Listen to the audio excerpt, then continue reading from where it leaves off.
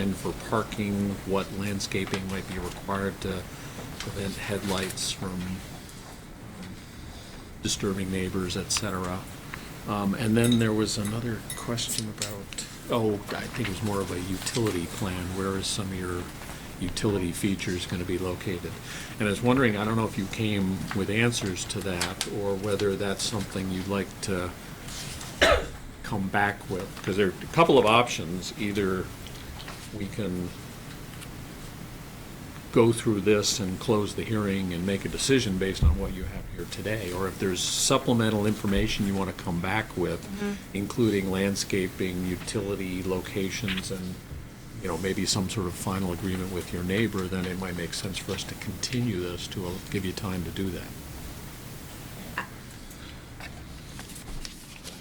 I don't mean to put you on the spot. That's okay. I mean, in my opinion, and you can give me yours, it's pretty basic, our landscaping, essentially at this time, until we have more time and creativity to do so, it is really going to be grass.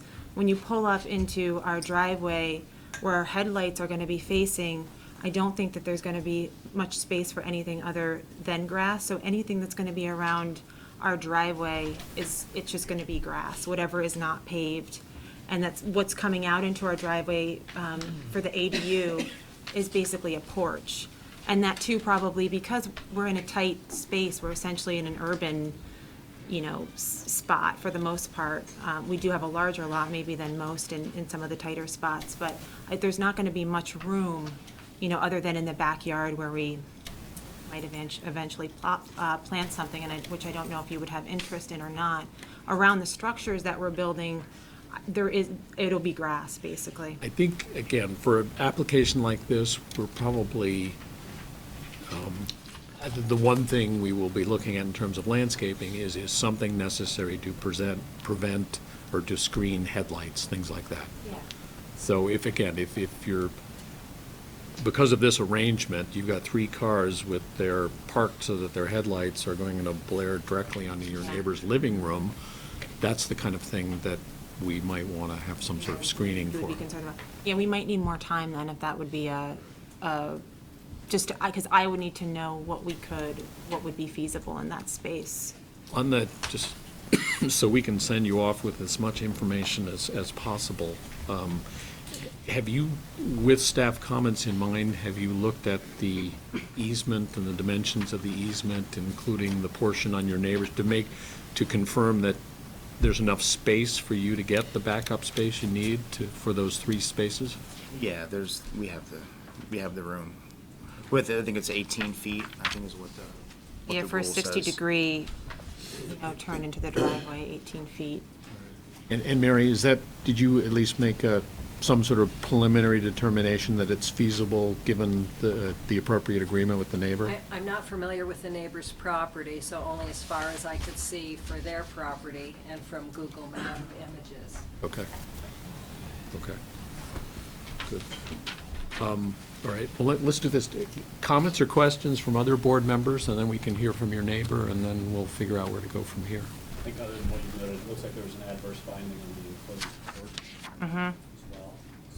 So, Oh, yeah, do you want to comment on that? I do. I know it's basically, it becomes an average of adjacent properties, which I was looking at when I went home, which I don't think will work in our favor, honestly. I guess what I was hoping to do, if it's a possibility, is maybe be able to get the measurements to you of the adjacent properties and see, but ultimately, if it would impact a negative decision from the board, I'd like to eliminate it from the project. I think, Mary, kick me if I'm wrong, but I think It was more a matter of missing information. I think we need the information, Yeah. but I think if you're not going to enclose that porch, I think it's a non-issue. Right. Right. I guess Yeah, if I we're don't think if we're gonna table it anyway for some more information about the landscaping, I'd like the time to get the information and see. I'm thinking it's not going to be feasible, and it probably will end up being a non-issue, so I don't think we have to waste much time. Okay. Anything else from board members? All right. Can we hear from your neighbor? Just, I can get a sense as to, Hi, Andrew Rowan, neighbor. have a seat. Andrew Rowan, neighbor. I've seen the plans that they've drawn up and the red triangle that would be the change. Unfortunately, we didn't have the time to do the formal change, but that sounds like something that can totally be feasible with me, as well as worrying about headlights going into my living space. There's a 3-season, very large bush that blocks that almost year-round, and when it doesn't, it's a snowbank. So we could definitely put an evergreen, if that would be something that would be great for, right now, I live there with my brother. It's not a problem for us. And if everybody had neighbors like you, we'd I be out of know. business. I wish I had. You should all neighbors move to like Grove me. Street. Yeah. So I'm thinking maybe we continue this to give you time to pull together this additional information and work out some deal on the easement. How long do you think you might need for that? I don't know. I'm not a measurement. Not long, I don't think. Gary, When- what's our, Yeah. So and we'd want it a week in advance, could you get that to us by April 11th? Yeah. Right. So I guess what I'm thinking is we would continue with this until our regularly scheduled hearing on April 18th. Okay. That's work for you? Okay, so I'm going to make that a motion. Can I get a second? Brad seconds. Discussion? All those in favor? We get a 9-person vote. We've never done that before. All right, so we'll do that. So we're continued to the 18th, but if you could get that additional information a week in A advance. week in advance, we- by April 11th. We'll have a much more informed board when we come back and look at this. All right, Great, thank you. thank you. I just have one more question. Sure. So as far as the landscaping, was there anything else on that list that was important to you, or? I think look through, I don't think Or any is it board s- member raised anything that wasn't in the Okay. staff notes, so just go back and look through the staff notes, and if there was a no finding possible or adverse finding, then that's it. probably something you'll want to talk to us about when you come back. Okay, on April 18th? Yep. Okay. All right. All right, thank you. Very good, thank you. They have a letter from Public Works that they're. Okay. Next item is 17-0763CU. All right, and I'm sorry, going back to everybody who wanted to speak on that last one got the opportunity, right? Okay, all right. So 17-0763CU, this is the application of VLT BTV Parkland LLC for conditional use to use the stone house as a community house at 311 North Avenue. Is the applicant here? This was recommended for consent, but I have just one small little item I'd like to Sure. ask about. So let's do this as a public hearing, if you don't mind. Is there anyone else here wishing to speak or participate in 311 North Avenue? Seeing none, it's just you. Do you swear the testimony you're about to give in this matter will be the truth under pains and penalty of perjury? I do. You should feel free to present whatever you want. The one question I had was the staff notes and your material, your narrative refers to a minimum of 13 occupants. We're more concerned about what's the maximum.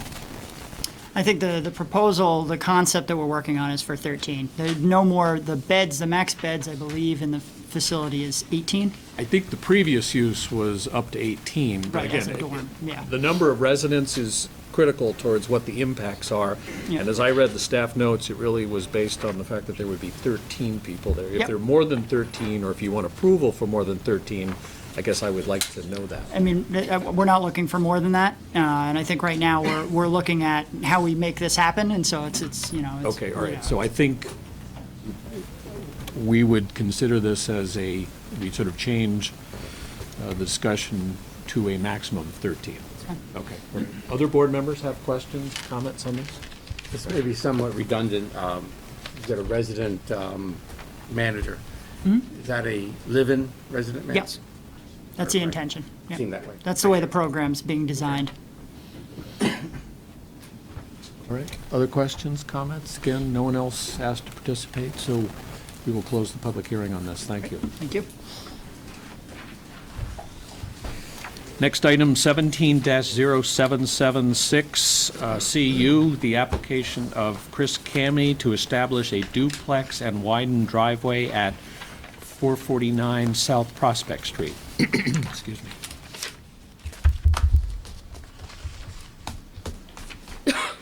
Come on up. Hello? And going back to our supplemental communications, we have a resident letter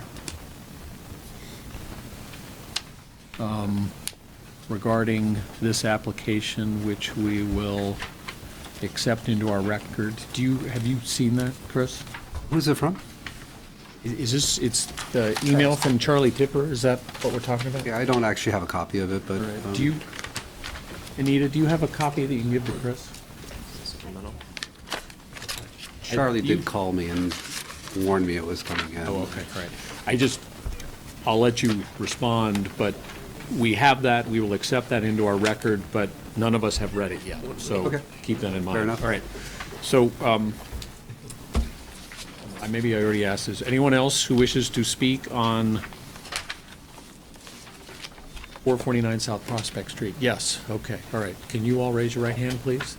You swear the testimony you're about to give in this matter will be the truth under pain and penalty of perjury?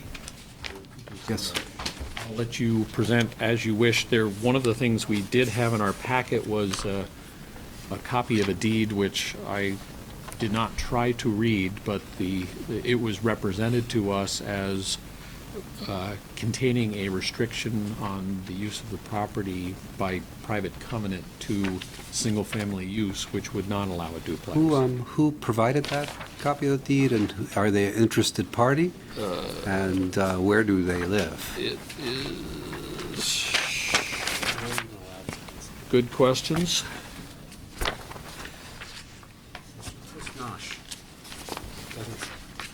Yeah, Chris Nosh, and we don't know, is Chris Nosh here? No, but I believe he lives across the street, according to my client, perhaps. I don't know. Okay. All right, again, There'll be other testimony. so you haven't seen that either? The deed? Well, it's, I did, but you can't, obviously you can't read it, but I'm aware of the Overlake Park deeds because I live in the Overlake Park. Okay, all right. So Well, maybe I could explain that to the board. I'll just note that we have that in our record, and you may want to, Okay, I'll probably just, let's start there because that's a good place to you can't do a explain it. duplex. It doesn't make sense for us to spend a lot of time talking about what conditions, under what conditions we might approve a duplex. Okay, so the Overlake Park is not, and it's a street in Burlington, but it was actually a development that started in the 20s. It spans Prospect Street. It's Summit Street Extension, which was later named Overlake Park, and then DeForest Road that comes down. It's a total of 52 residences that have the same deed restrictions, kind of a 1920s planned neighborhood. So these deed restrictions, they start off, but not one dwelling, building per lot. There's nothing about number of units in the building. There's just not one per. There's one dwelling building per lot is allowed. Then it says residence purposes only, which sounds restrictive, but that has been thrown to the environmental court over the past 5 decades and to the civil court, and they've both equated residence purposes only to the same zoning terminology as residential use, which allows duplexes. Right, and I think you had a prior application on Overlake. That came before us? Did that raise this issue? I think you had No. a subdivision. No, the subdivision is not there was an implication that I had ever had a subdivision. I took 5 Whether it was lots. pre-existing. Yeah, I took 5 lots on the Overlake Park and mended them into 2 individual lots, a .5 acre and a .6 acre. I'm going the opposite in intensity, but I'm being blamed for using the properties more intense. So it's a little frustrating because I'm moving the neighborhood into a exclusive single-family home area, but I'm being accused of a more intense use of commercial activity, et cetera, which has nothing to do with the application of 449 South Prospect Street. Right, so a couple questions and so I try to figure, are you saying that the restriction in this deed doesn't apply to your property, or that Oh, it does it's- apply, but it allows a duplex? Here's the thing, if it's a private covenant deed restriction, it's not under the jurisdiction of the DRB or the environmental court, right? It's a civil court matter. It is. Okay, so, but because we're here and people are interested, the restriction actually says for residence purposes only. The civil court has already, Superior Court has already said in past cases, not related to me, but has said that residence purposes only equates to the same terminology of residential use in a zoning, in the zoning language, which allows a duplex. And let me concede happily that we do not enforce private covenants, and you're Not that you could- absolutely right there, but it Not just... that you could read that anyway, but. Well, I bet I could if I wanted to, but I really don't want to. All right, so, all right. Okay, and then the Go other, ahead. the You've other got part. staff findings and conditions, there's a recommendation. Correct. So I wanted to expound one more item on that, the Overlake Park lots, is that not only is this building built, there's one building, but it has two lots. It has two original Overlake Park lots. So if I wanted to, I could build a whole nother building because I have two original lots. So here's the issue with 449 South Prospect Street, is that in the early 1900s, a single-family home was built. Historical, beautiful brick, and So you're going to, I just want to, are you going into the issue that we've all agreed we have no jurisdiction over? no, I'm going into the issue of the duplex. Okay, so, and the two lots, that was the precursor of the introduction of the duplex. So there's two lots. Originally, on the first lot, a historical brick colonial center hall, six-bedroom house was built. Predating zoning, and I say this because there's no evidence of any zoning application ever being filed, an apartment was built. Granted, an accessory apartment because it was owner-occupied before me, but it was still an apartment. It has a independent kitchen. It was actually built as an apartment. So there's an addition that spans now the second lot, off to the, when facing the house, looking off to the left. So that addition, it comprises an apartment. It has 3 bedrooms, a bathroom, a kitchen, a living room, and an independent heat system, water system, and plumbing. So when I purchased the property, I said, well, I'm buying what other cities call a golden duplex, predating zoning requirements. But I'm bringing that into modern zoning by presenting this application for a duplex. So I'm going to have to work with the building department to iron out the details of, well, there's really not any building to do because it already exists. But the zoning has to be updated to reflect that 2 units exist. Okay, well, we appreciate that. That one issue that staff raised was the width of the driveway. Correct. It's just a little jogged, but, you know, we have a near 19,000 square foot property. Because there's 2 lots, I could also put parking on the other side, but I don't think it's necessary because the duplex only requires 2 tandem parking spots.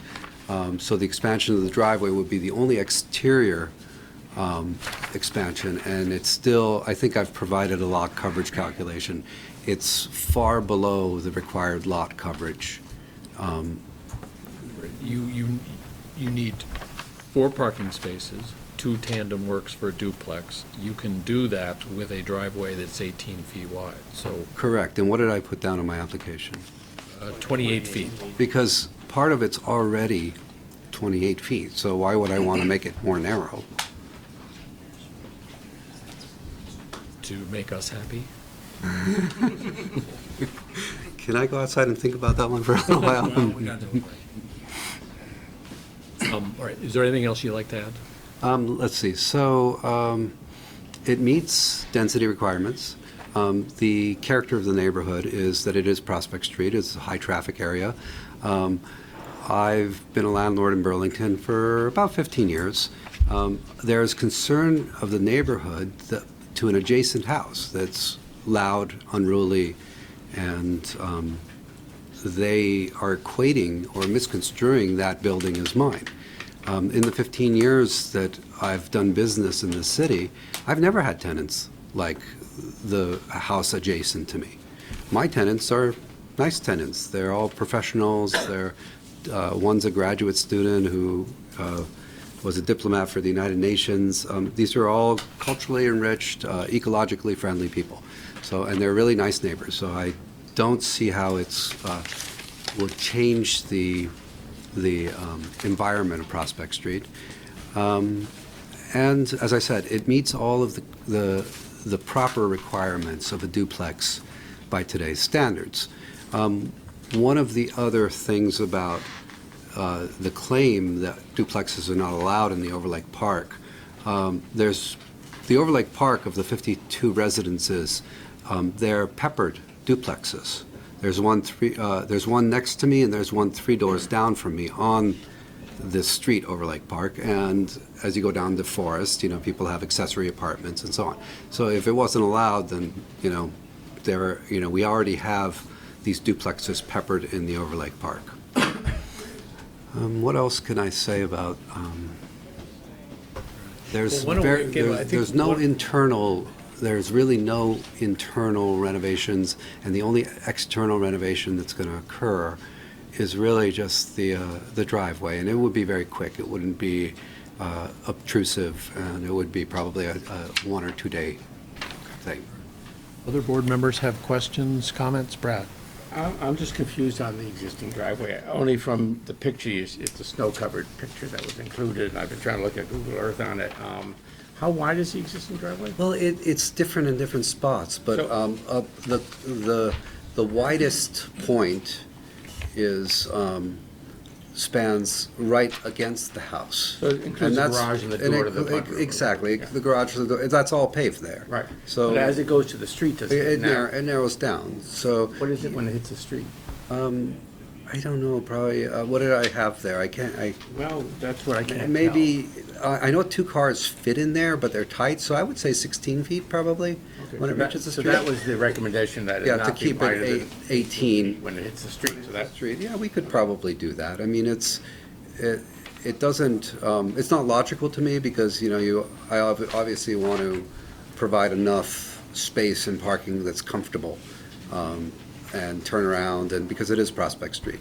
So I don't, I'd rather not have people backing into Prospect Street, but going forward. This may not be particularly relevant, I'm just curious, was there a street tree taken down in front of the house recently? It looks that way, but not recently. I think it was, I want to say, my recollection was a decade ago. By me walking, but that's just a guess. How long have you had the house? I've only had it since October, but I'm in the neighborhood, so I do walk around there. There were a lot of plantings cut around it at the time of sale. That did screen it. This was a large street tree that was sometime in the last number of years.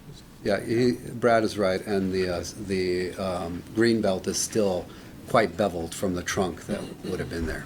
It's probably a silver maple. Other questions? Good. All right. You want to take a seat, Chris? Sure. We'll let Thank you. some other people wanted to speak. Yep. Good evening. My name is Kathy Donnelly. I reside at 433 South Prospect Street. And my issue is really enforcement of zoning. Already there are 9 residents living in the property, and so it's out of compliance with the definition of a single-family home and no more than 4 unrelated adults. And so my concern is if the duplex is approved, does that then expand how many people can be there? And with respect to parking, there have consistently been 6 cars parked in the driveway. And so if you approve this as a duplex, will there then be 9 cars in the driveway? And that raises issues. It's an important pedestrian corridor. There are a lot of people walking to UVM, like I do when I go to my workplace, and I just worry with more cars backing into sidewalks, there's more potential for pedestrians getting hit and dogs getting hit, and I With worry about six, those things. with 6 cars parked in the driveway, are they still parked on pavement, or are they parking No, on they grass go and onto dirt? grass. If you go by the property now, you can see where they've been going on the grass. Okay. All right. And I know there are 9 because they actually are very nice neighbors. One, I think the grad student came over to borrow some tinfoil, and he talked about 9 people living there and how it's a car shuffle in the morning to get them all out of there. And Anything else? I can submit that in Oh, writing good. if you, All right. if it's helpful. Sure. You want to give that to, who was this, Scott? All right, thank you. Austin, would you like me to address those 2 items? You'll have a chance to, in a second. We got one more comment, I think. I'll give one. I have about 6 copies of this for the board, plus 1 for the applicant. I'm sorry, I don't have sufficient copies. I also have a representation authorization letter. Do you guys, do you want that in the record? I think if you can just tell us when you introduce yourself. I know some of you. My name is David Rue from Stitzel, Page, and Fletcher. I'm here on behalf of Wendy Bombard, who lives at 429 South Prospect Street. On the map, you're going to see that's Lot 6. Not enough. The Bombards have lived at 429 South Prospect Street for approximately 30 years. This duplex application does not comply with the conditional use standards of Section 3.5.6A1 of the CDO. It has an undue adverse effect on the character of the area. As you can see by that map, that's the original lot plan for this portion of the Overlake subdivision. In terms of the immediate neighborhood, I'm primarily focusing on the lots that front on South Prospect Street and are to the south of Cliff Street. Because of the grade of the area, it's sort of its own isolated neighborhood across from UVM there. All lots in that immediate neighborhood or all houses there were single-family homes built in the late 1920s. As the CDO says, the purpose of the the residential low-density district, is to reinforce historic development patterns.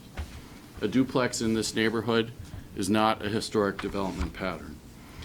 Further, as you heard from the applicant, there is a deed restriction on this property that allows 1 dwelling house, and that is also consistent with the historic development pattern in the neighborhood. A duplex is not. Secondly, the duplex, especially with the history of use of this property, would fail to comply with the 3rd conditional use standard about nuisances.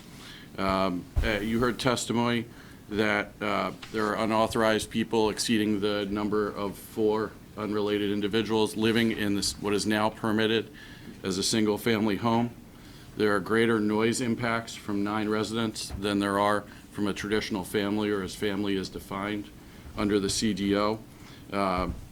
We urge you, if you are inclined to approve this application, to impose a condition of approval that does not allow the conversion or the occupation until the Code Enforcement Office confirms applicant's compliance with all codes, including the definition of family and the number of people that can live in a single-family dwelling in the city of Burlington. Third, parking is an issue. Already, residents park on the lawn. There's sufficient width for if it becomes a duplex. Right now in the parking lot, as you heard, in some places it's larger than the 18 feet. I urge you to impose a condition as advanced by staff to narrow the driveway to 18 feet to control access.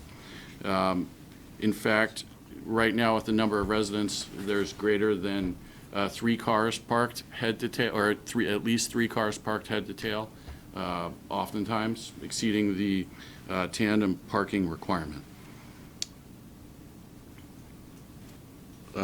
Lastly, I encourage a zoning inspection of this property as it is in violation. The neighbors may bring a petition pursuant to 24 VSA 4470B to encourage the city to enforce the existing zoning violations on the property. In closing, please deny this application and enforce the zoning ordinance as required by 24 VSA 4451, 52, and 54. Okay. Questions? Can I ask a question? You may. Are there any existing zoning violations on the property that you're aware of? If 9 people are living in that house, I understand that's not in I compliance mean, with the definition of where code family. enforcement has taken any action. I have a list from code enforcement actually with me, the property information sheet, and it shows that it's currently under investigation. I can share that with you if you'd like, after that, to the record. Again, I think I have only 6 copies for the board plus 1 for the applicant.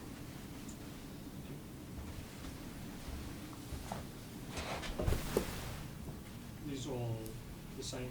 It's all 449 South Prospect. It does not list all of the investigations the applicant is currently, that are open in the file for, under the applicant's name for various properties around the city. Other questions, comments? Good. All right, thank you very much. Thank you. With others who have not spoken, who wish to speak on this item? All right, Chris, would you like to respond? Yes, please. So if I could respond to the more simple questions first about the number of residences. I rented 2 units. 1 unit with 4 people and the other unit with 3 people. How many bedrooms in each? There's 3 bedrooms and 5. The main house is 5 and the addition is 3. So my tenants are 7 people. I know that one of the young men had a fiancée that just recently came from Spain and is staying with him, but they're moving.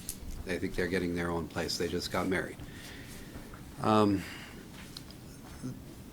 So they're not 9 residences. That's an exaggeration. And when parking on the lawn is also an exaggeration. The only person that I know of that's been parking on the lawn is me with my van to make a repair. I pull up to the front of the house and I go into the house and I make my repair and I leave. Because I've got heavy tools and some of the things are, it's cumbersome to walk through the snow, through the driveway. Chris, can I just ask you, I drove past the property last week and it looked like there were at least 2, maybe 3 cars parked on the lawn. Well, there. Are you saying, because now the mud has actually. This is before the narrowed- snowstorm. The mud has narrowed the driveway, but if you take a shovel and scrape the mud, the tires are, from what I can tell, are on the driveway. But it's splitting hairs. I mean, the application cures that. My application is proposing to make sure that the driveway is sufficient for tandem parking.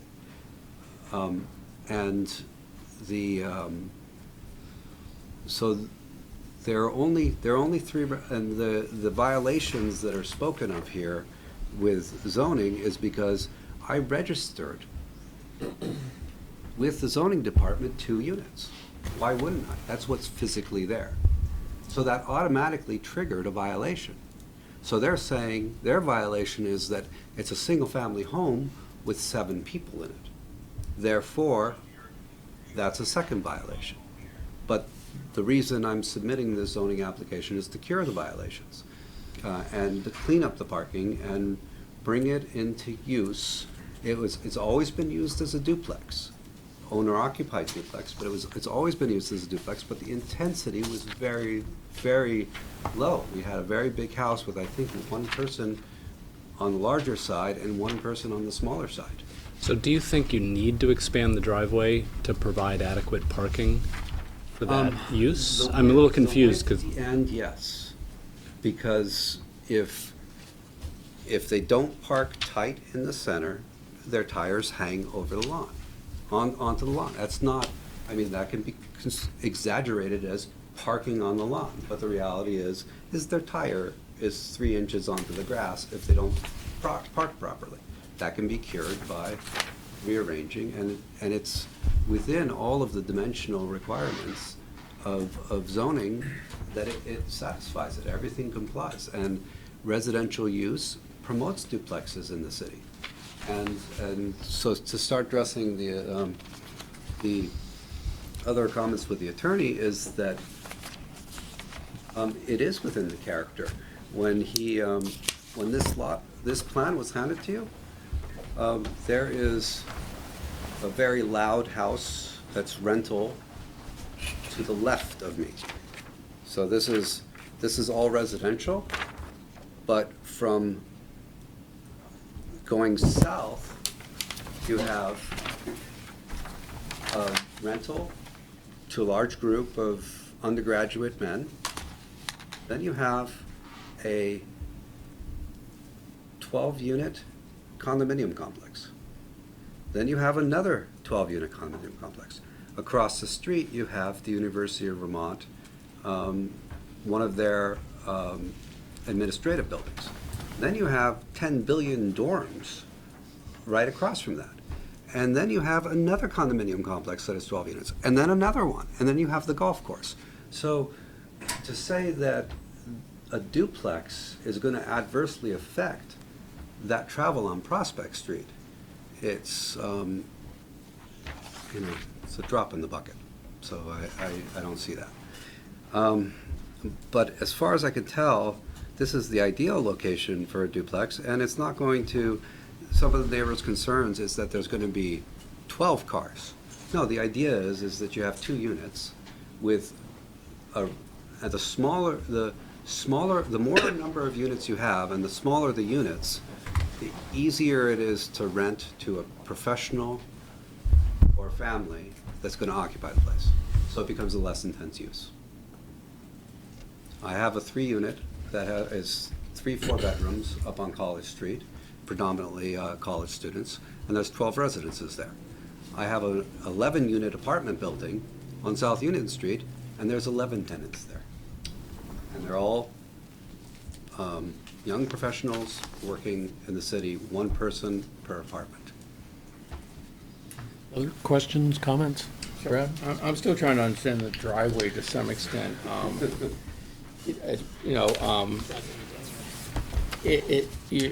You're not supposed to park in the setback, the street setback, right? Right, the front yard setback, you're not supposed to be parking in that, true?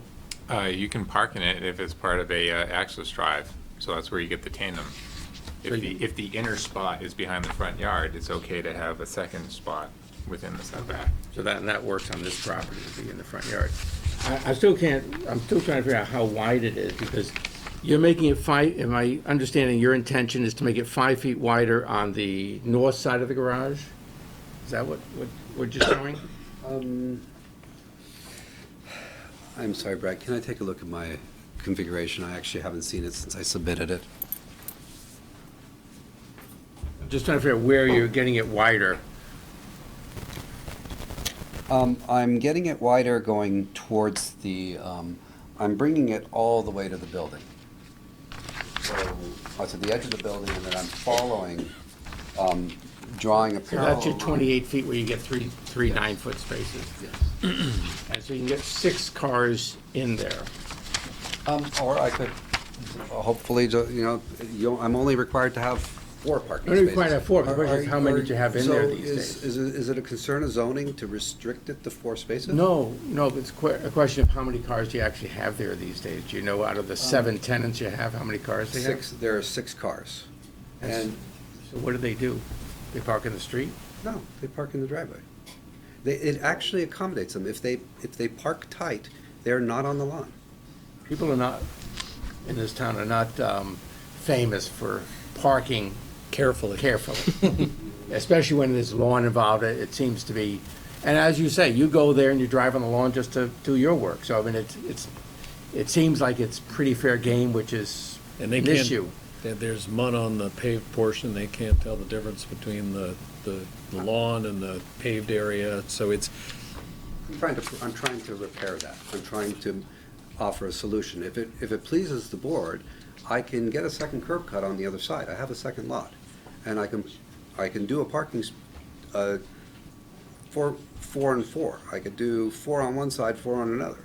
And then if it's really only 2 units, and in the future, and it's only 2 people, I could have 2 cars here and 2 cars we're only there. gonna look at the application that's in front of So us. there's So possibilities we're not gonna because speculate about, There's 2 lots, and it's 19,000 square feet. It's a lot of property.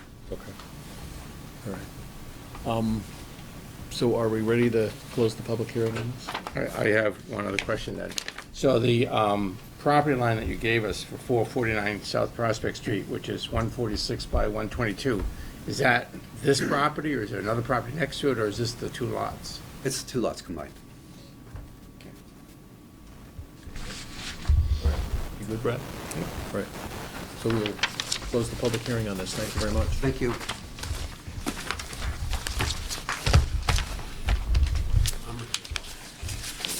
And the one after that. So-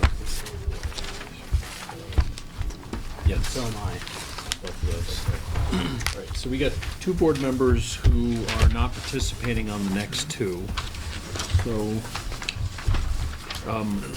let's talk about our deliberative on this. We will be deliberating not on Grove Street since we continued that, so we'll have the North Avenue application, we'll have the Prospect Street that we just heard. What is the board's pleasure?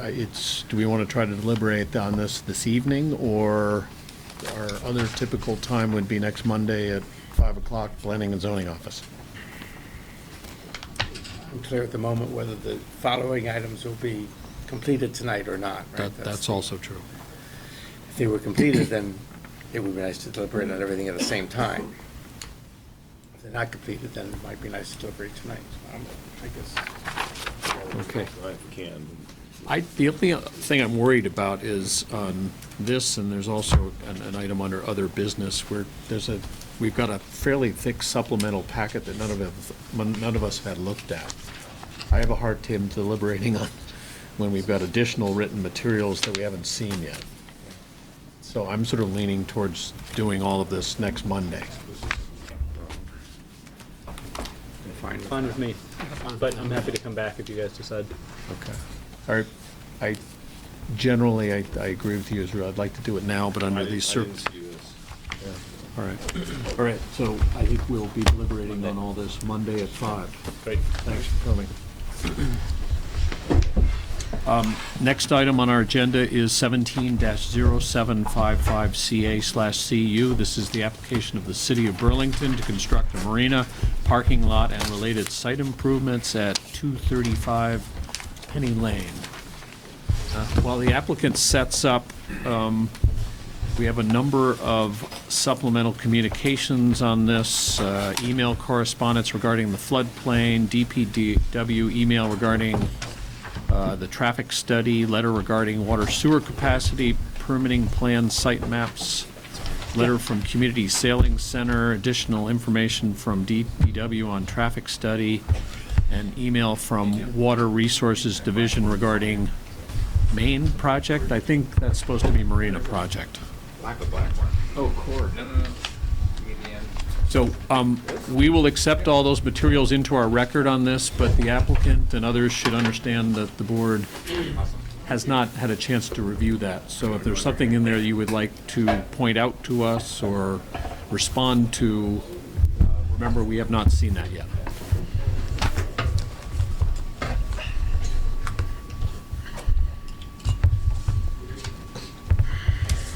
Well, we're setting up.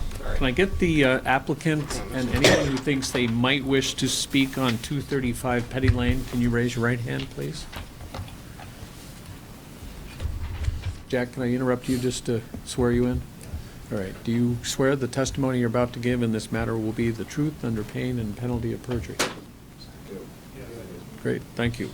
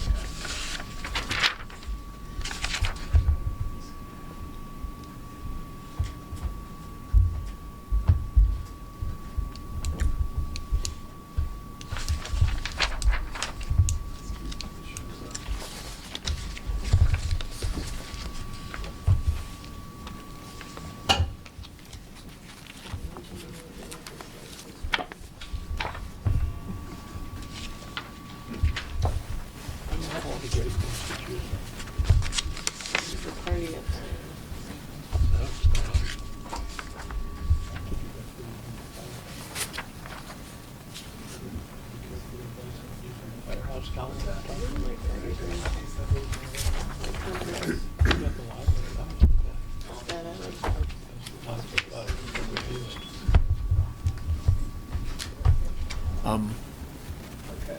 Well, you ready to go? Well, All right. Well, just while the applicant's setting up, just for members of the public, this is a little bit unusual in that a good portion of the marina development is off-land in Lake Champlain. This board does not have jurisdiction over the portion of the marina, which is a large portion of it, that is within the lake. That's the state has jurisdiction over what happens on public water. So our review is limited to the portion of the marina project that is on land.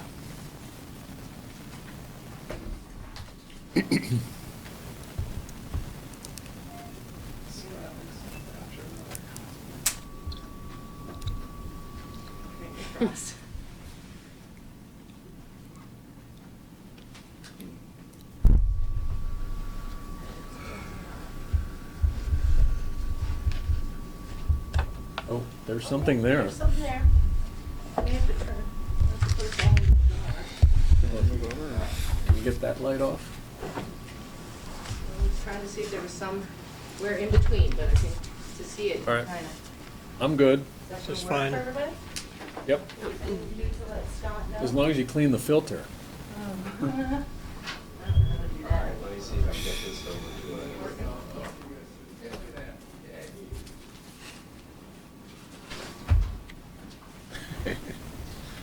They're a little persistent with the filter.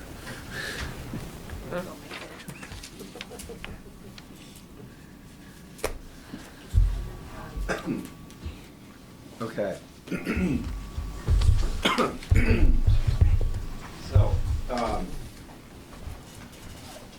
I'm Jack Wallace here with Chuck Delorier. We're two of the three partners, principals in this marina project, and we have Dave Marshall here from Civil Engineering, who's the civil side engineer, and Hannah Luke from Wagner Hodgson, who's our landscape architect. And what I can do is give you a brief overview, orient folks on the components of the project, and then maybe move to highlighting, just bullet pointing. I think there's 7 or 8 items that were brought up as having some questions in the staff report. And amongst those 7 or 8 items, we've got 2 or 3 that we'd like to comment on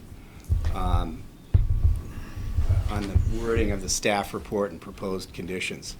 It's pretty minor, but so to start with, as Austin said, the review here today is of the upland or landside improvements, and this plan here encompasses the entirety of the project, and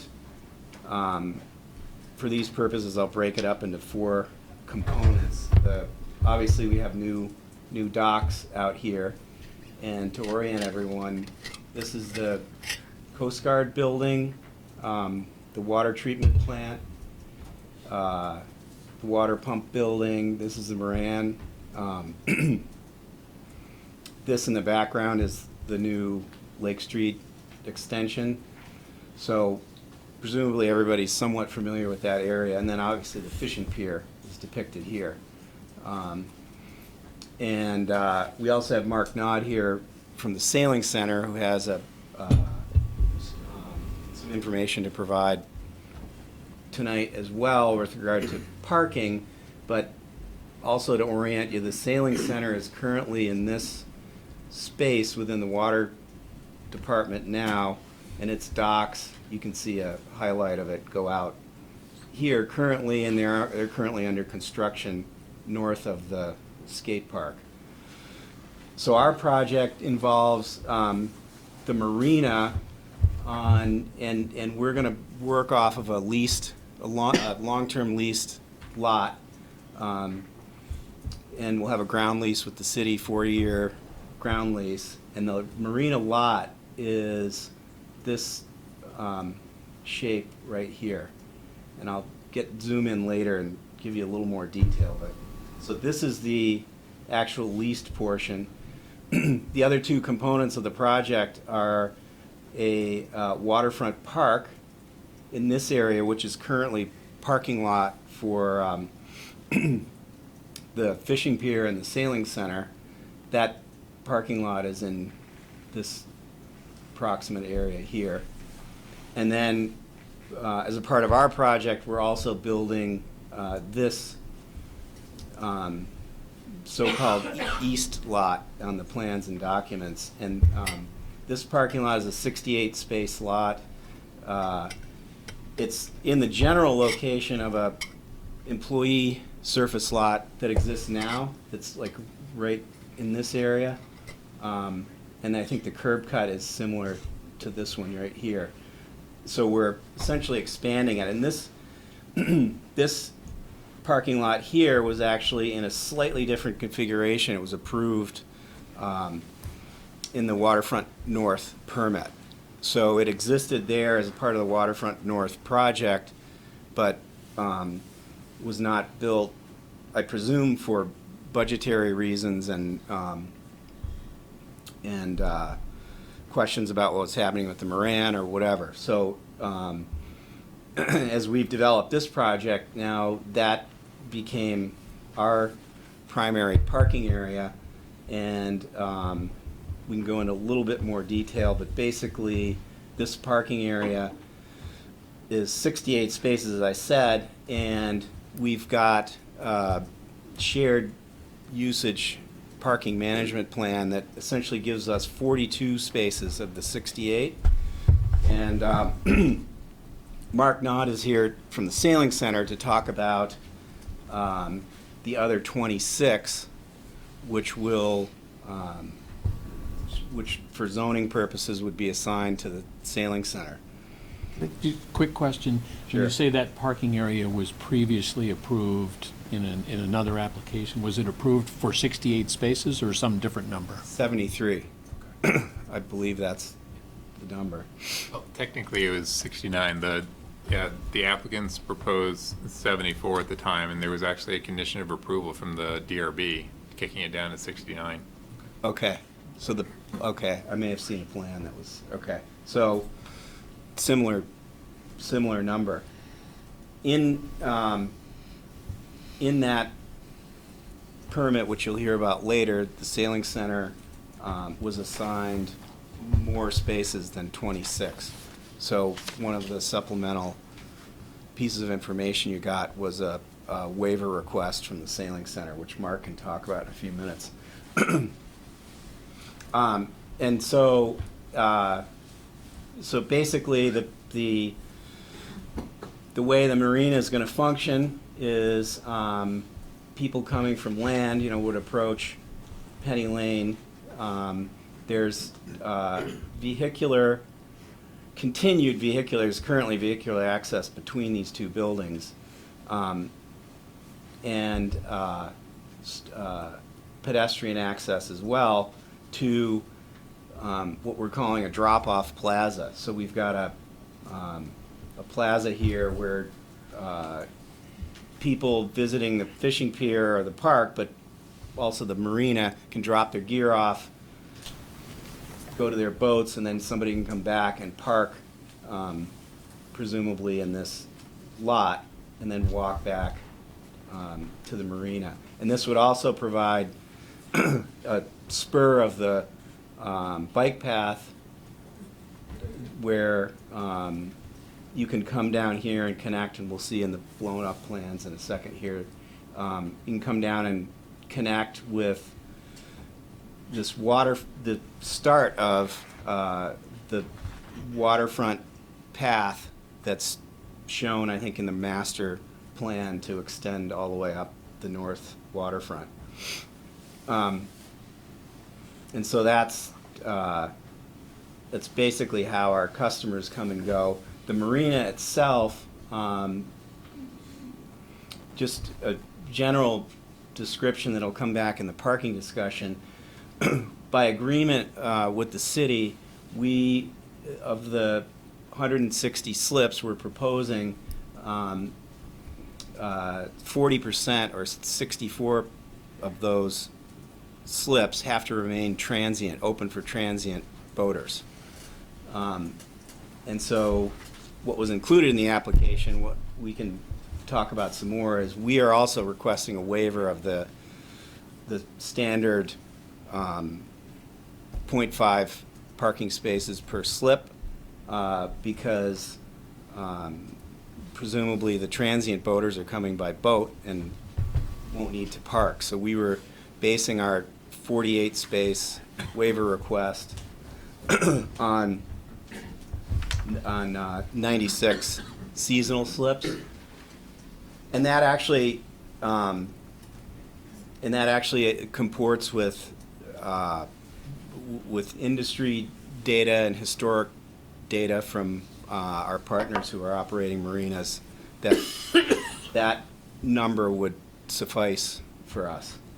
Maybe I can move on to. Where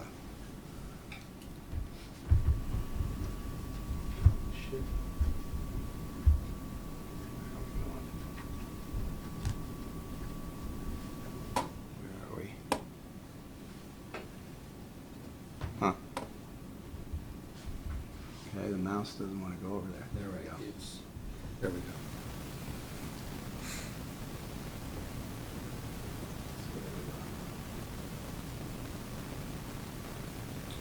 And so this area here is what I was recently talking about, is the park area, and this again, as you can see, the highlight in the background of the parking lot that was there. So this park, as well as the landscaping around the parking lot we're building, was really designed with a collaboration of Parks and Rec and the city and our consultant. We pretty much stayed out of it. So, so basically, we're constructing this park and the parking lot using primarily TIF funds. And as our project was awarded TIF funds in the PEP process of 2013, 2014, and so that's where those TIF funds are being devoted to, is this park and the parking lot and a portion of that plaza you see off to the left. So, and this, quickly, the components are this waterfront path that's, again, part of the master plan of the waterfront, and then a walkway connecting to some viewing areas along the water.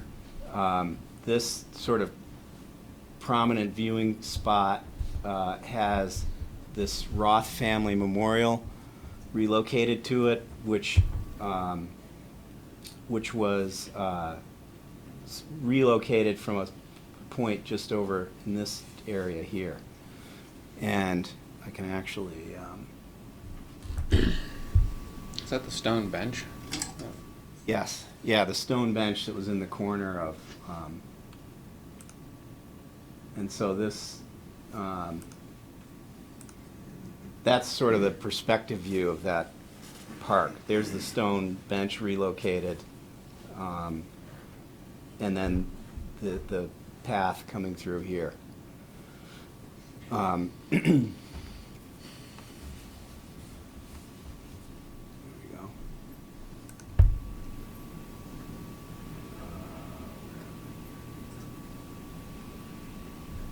And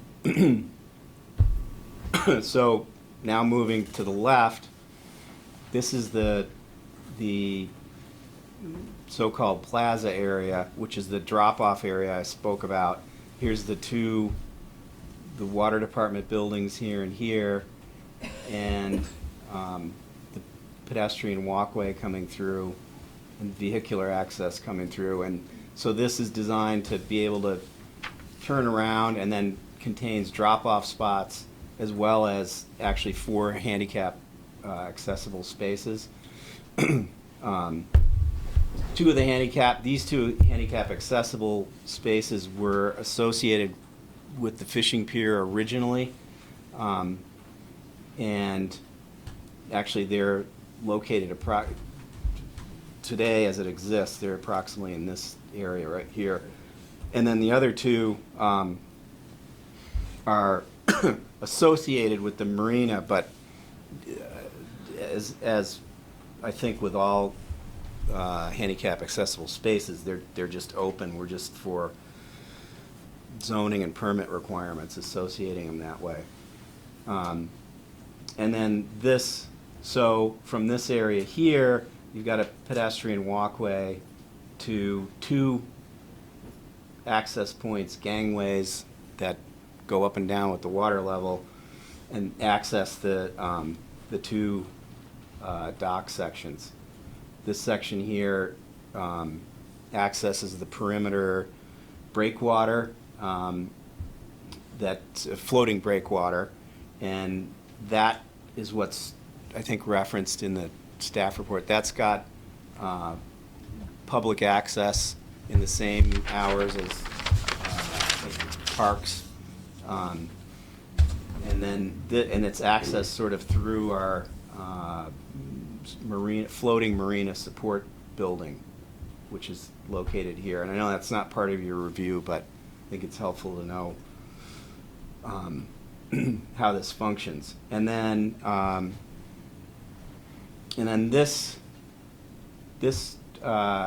area here, I'm going to switch to the civil plan. Actually,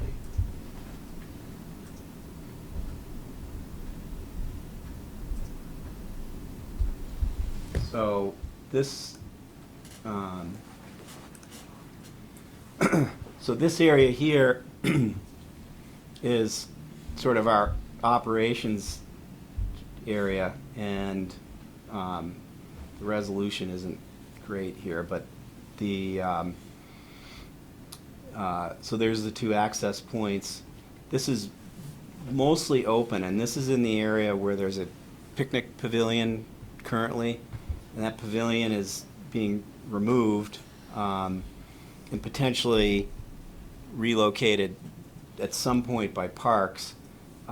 Within our site, Parks and Rec determined that there was not a suitable relocation site, so they're thinking once the balance of that northern waterfront is planned, I think Jesse has a couple of ideas for a good spot to relocate that.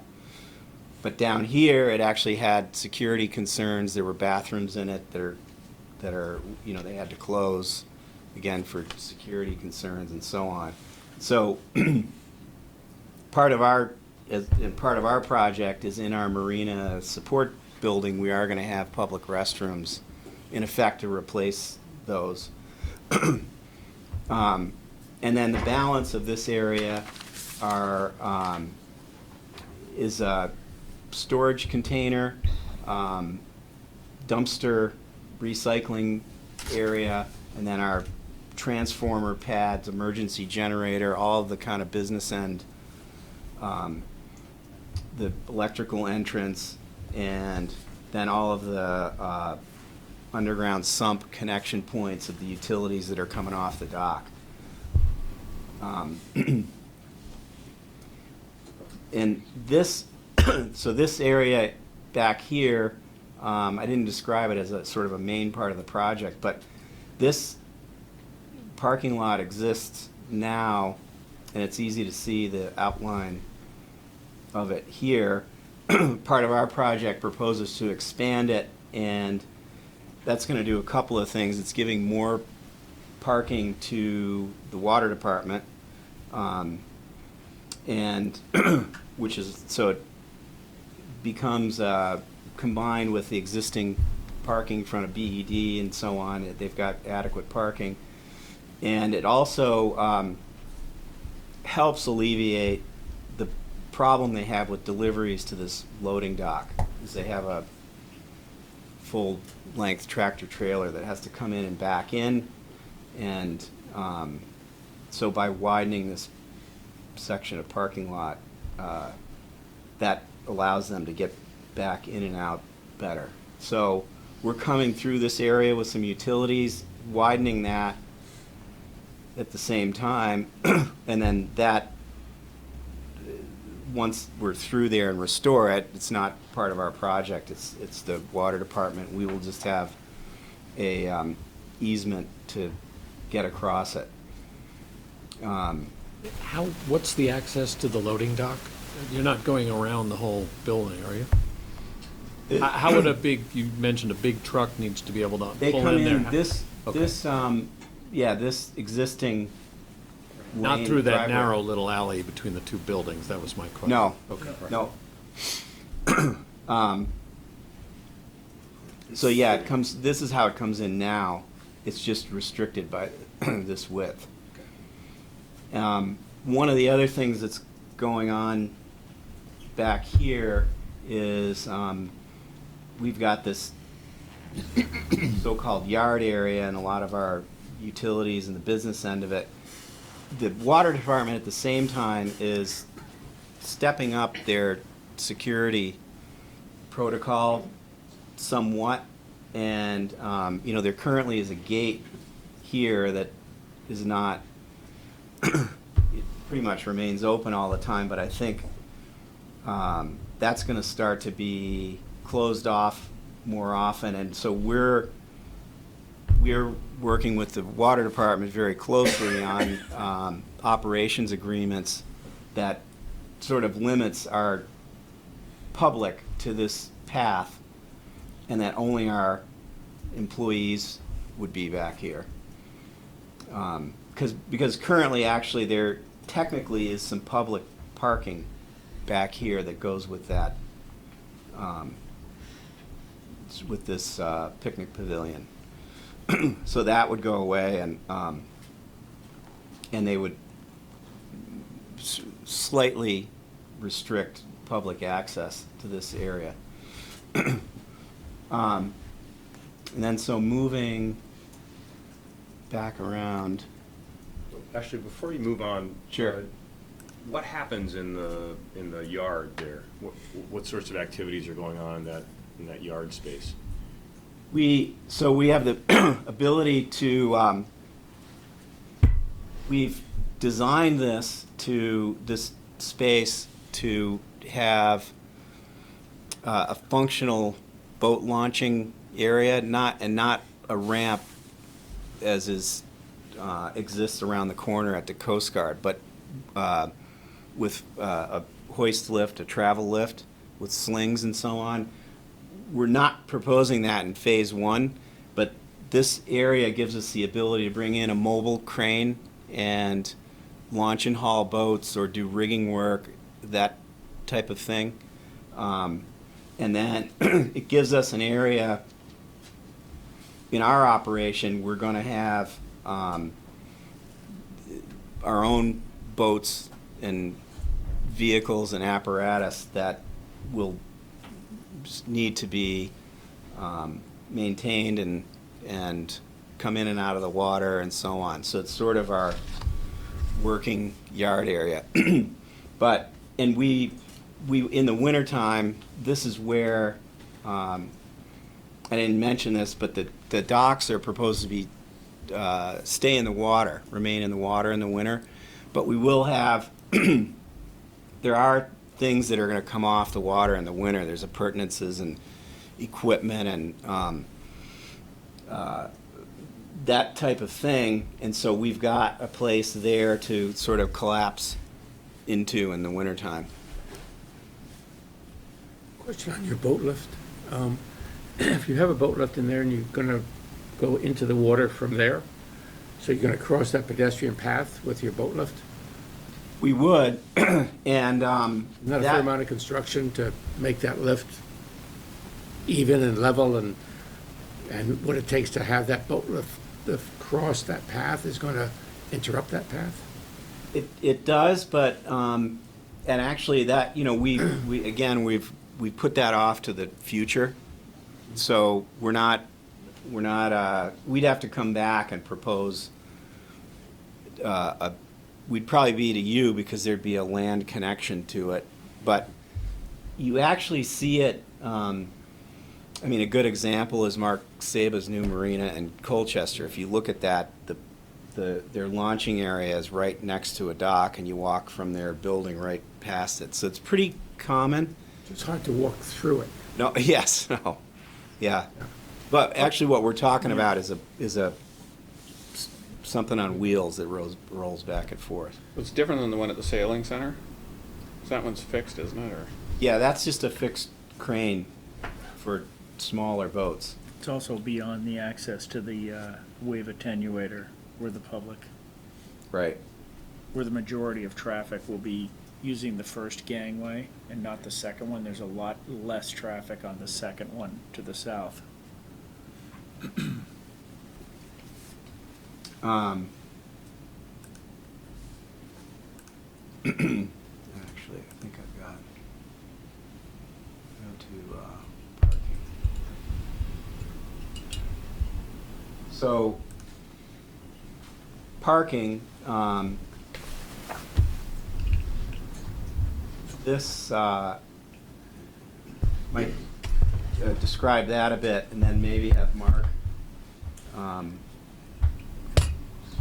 weigh in on his submittal and describe what's proposed. But those numbers I described to you before, here's the 68 space lot. And so more specifically what we're doing is, and this is memorialized in a parking agreement with the city. So this lot will be managed and operated by DPW. And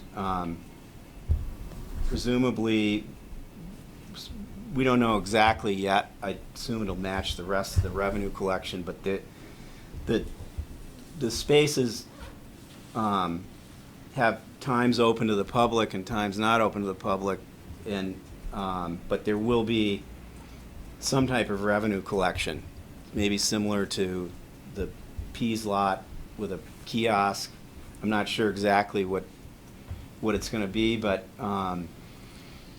for the marina specifically, from May 15th to October 15th, we actually have the utilization of these 23 spaces 24/7 for that period of time. And then these additional light blue 19 spaces we have exclusive access to on weekends and holidays, and that starts, it's in the packet, but I think it starts at 8 p.m. the night before, or maybe it's 6 p.m. the night before the holiday or the weekend, and goes till the following Monday morning or day after the holiday at, I think, 7 a.m. or something like that. I think it's in the packet, the exact time. But so that that completes our utilization, and then presumably at times when the remaining 26 are not occupied by the sailing center and are open to the public, if we had more marina customers or people at the marina, this would be public parking that would be paid for. And actually, I'll also point out that the 19, within our parking agreement, there's an annual payment for those 19. So we're actually, we're paying for the use, it's basically per day. We add up the number of days of holidays and weekends and so on, and then we're going to make a lump sum payment for those 19. The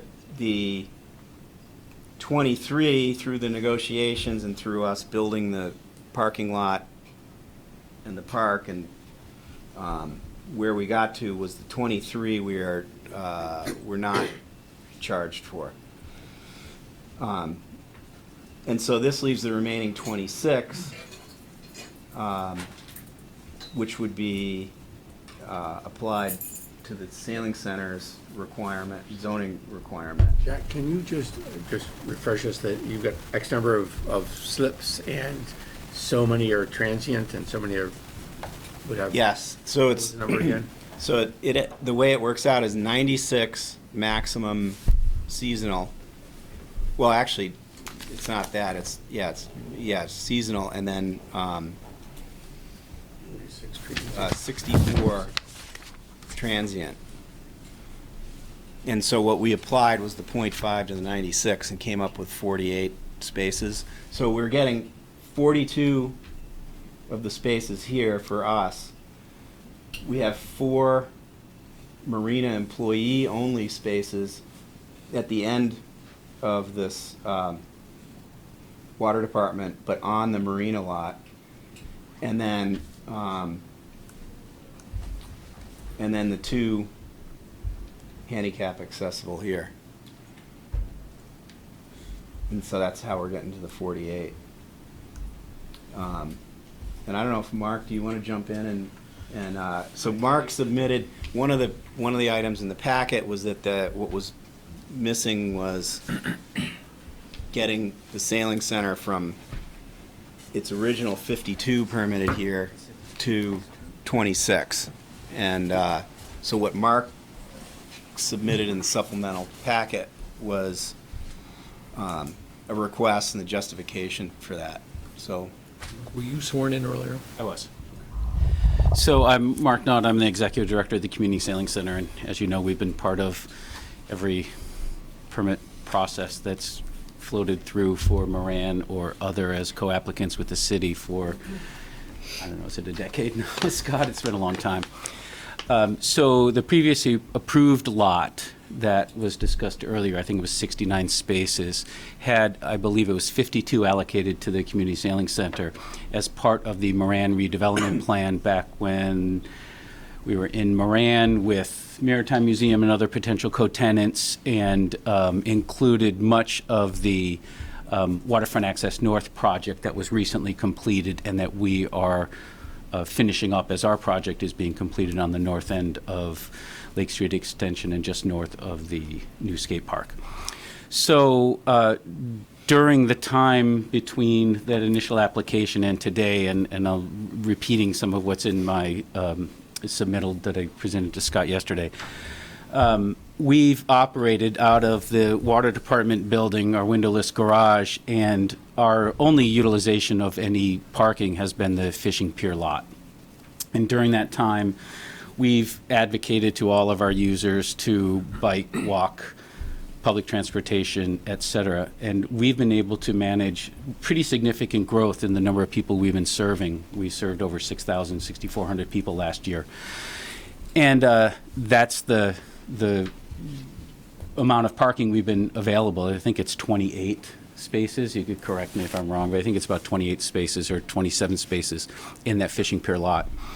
Part of the 52 lot or 52 space approval back with the Moran approval, which this is derivative of, included, I think it was about half of that 52 spaces were allocated to the storage capacity. One of our programs is we provide storage in our yard for people so they don't have to trailer or car top down to the lake to get their boats into the water.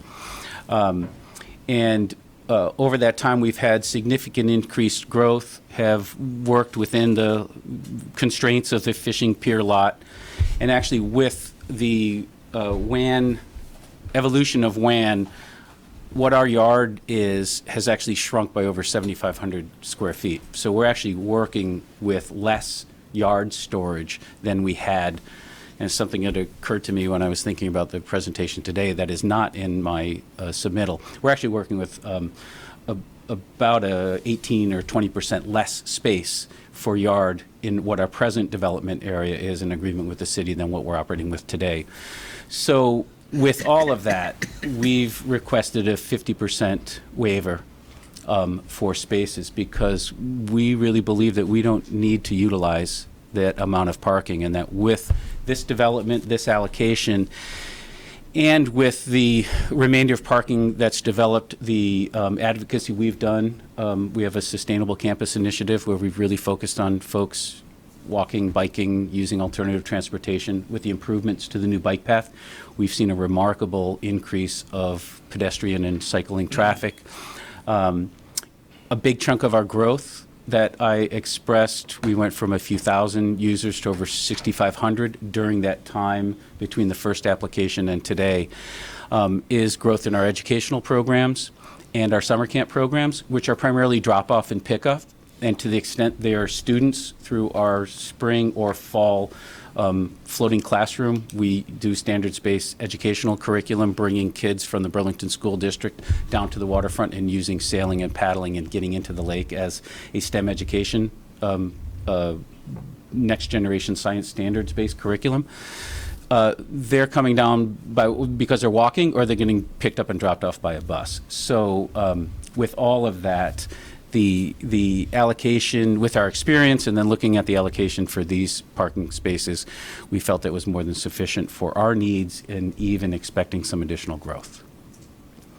And then Is that an actual application from you that was submitted, or is that? I submitted as a co-applicant. I realized with That's added to this? added to that.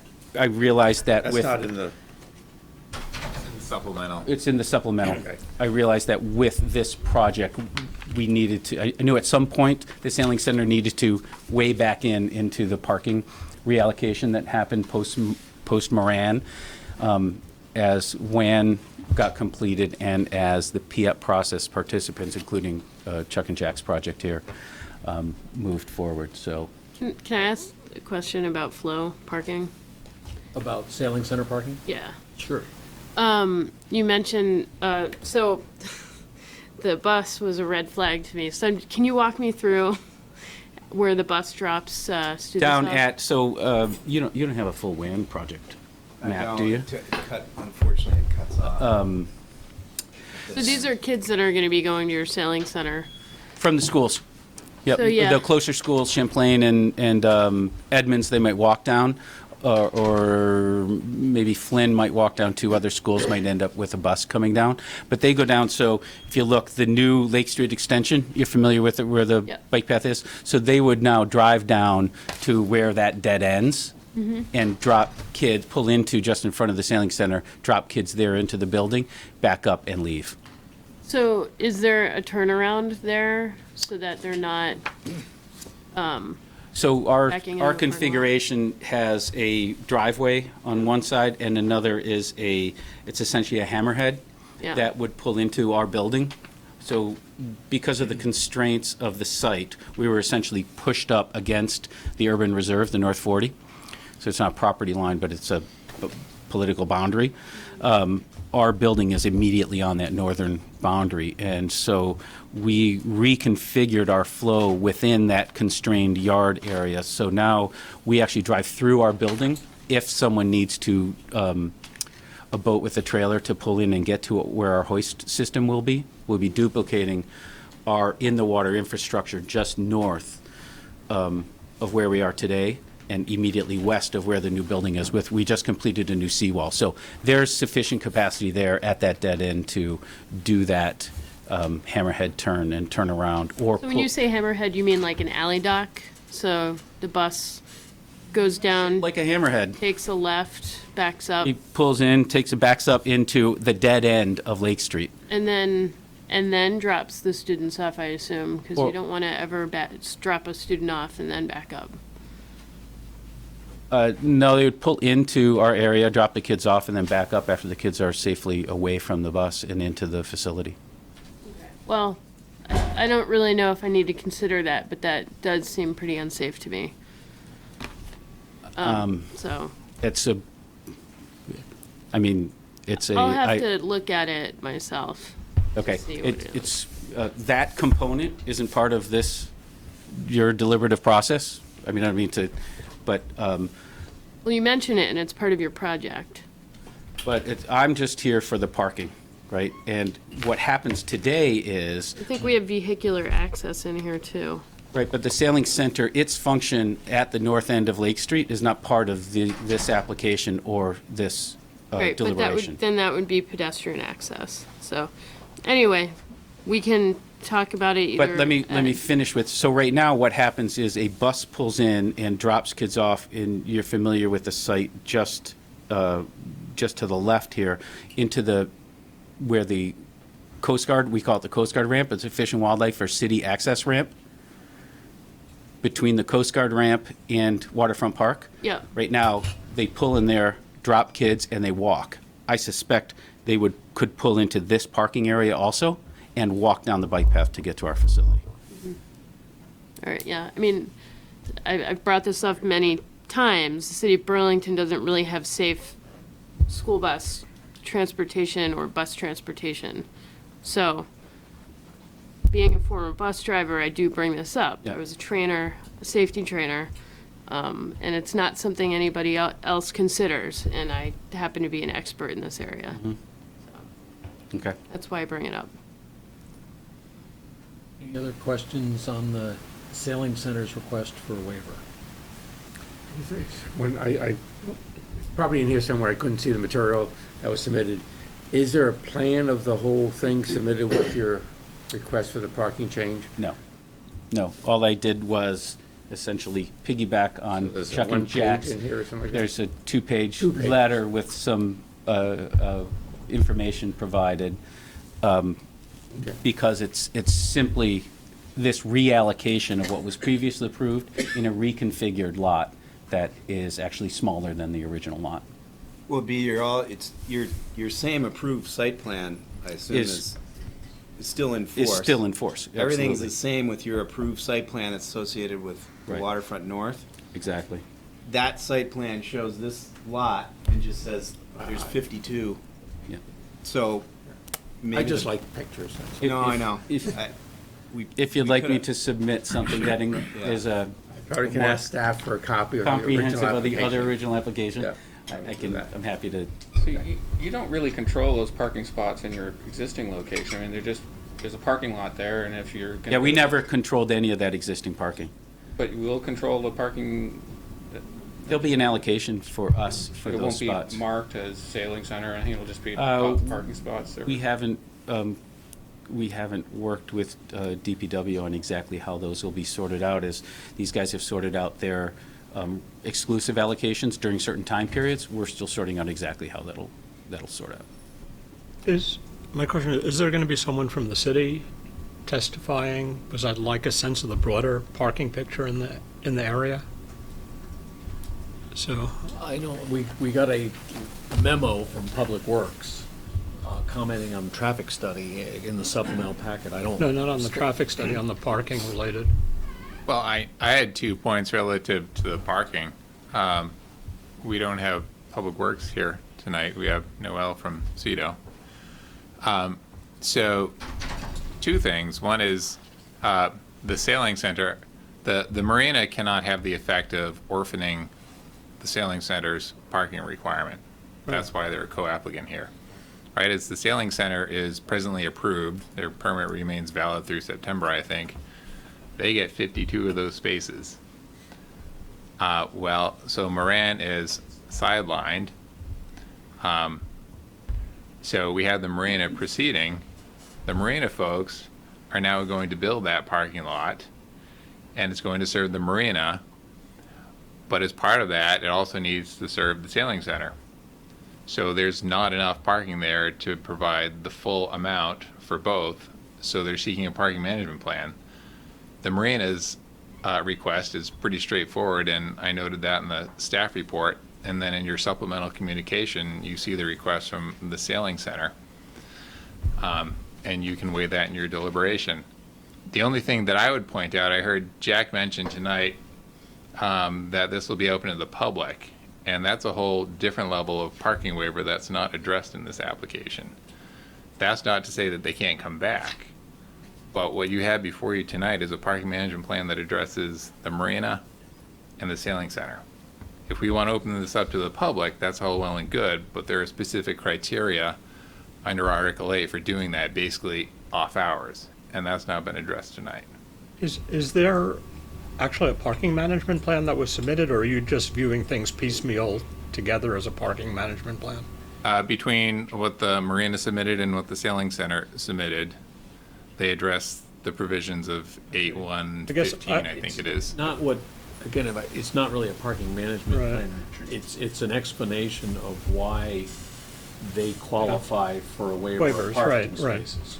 Yeah, I mean, I guess before deliberations, I benefit by having some more consolidated explanation in one document of how the park, where the parking spaces are, what the waiver requirements were. I was trying to look at some of the material before the meeting and found it confusing. Some of the explanations tonight have been a bit helpful, but Like a paragraph, right? or just something that in one place ties both of the projects together, and also the point about public spaces. And I mean, also I just have a broader concern. I mean, Moran was mentioned by someone briefly. Does this basically have any relationship to that project?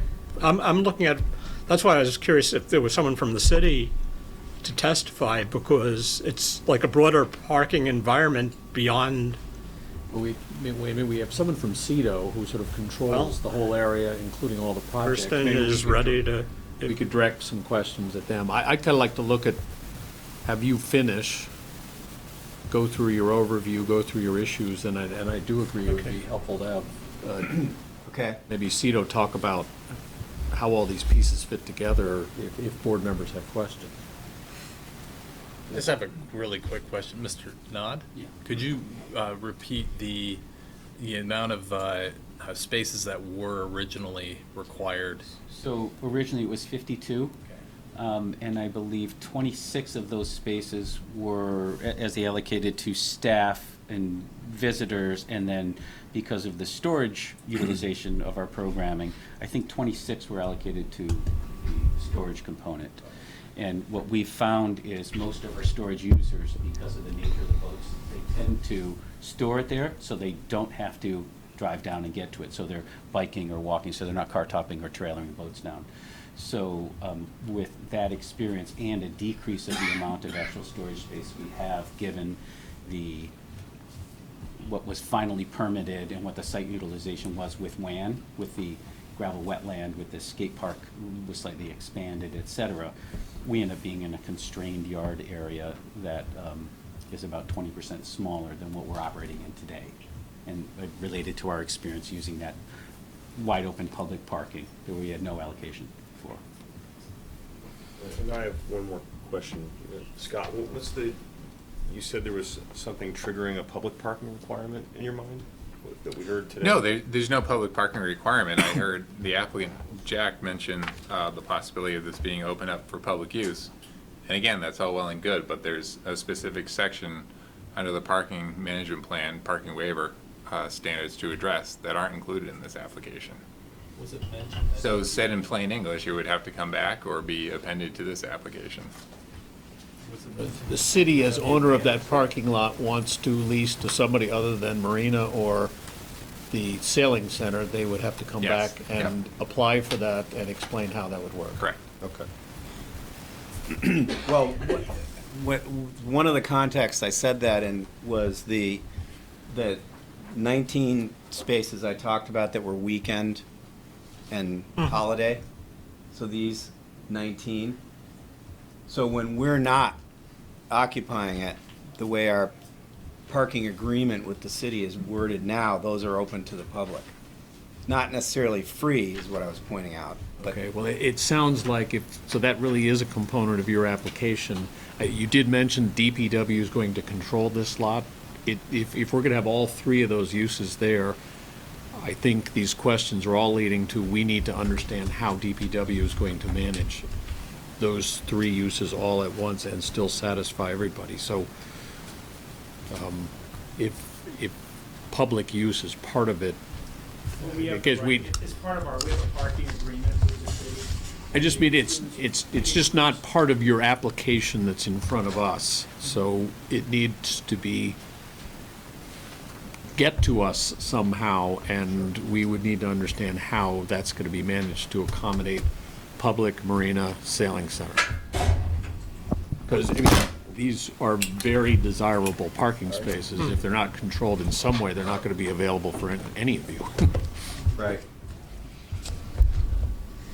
Well, I think, I can't speak for the sailing center, but with regard to the marina spaces, that, and I think Kirsten and Noel can speak to that later, but, or Kirsten could, but all of those components of managing our spaces are included within agreements. They just may not have all been submitted. I understand the Yeah. agreement part. We're asking about how it's going to work on the ground. Yeah. Yep. So, one, I think, actually, unfortunately, Hannah Loop had to go, but I can speak to one of our 4 points. I think I can move to that and then go to any questions, but just, there's 4 aspects of the staff report and proposed conditions that we just wanted to hit on and add our comments to. Okay. And I'll basically go in order, and as I said, unfortunately Hannah had to leave, but the first one is, Scott mentions that additional screening for this lot, and I can switch to the landscape plan, but basically, so as I was saying before, the landscape plans for these were developed with the city, Department of Parks and Rec, Warren Spinner, and so they are all satisfied with the planting plan. It went through several iterations. I'm not saying that you have to be because of that, but but it's had a lot of scrutiny. The component that you're not seeing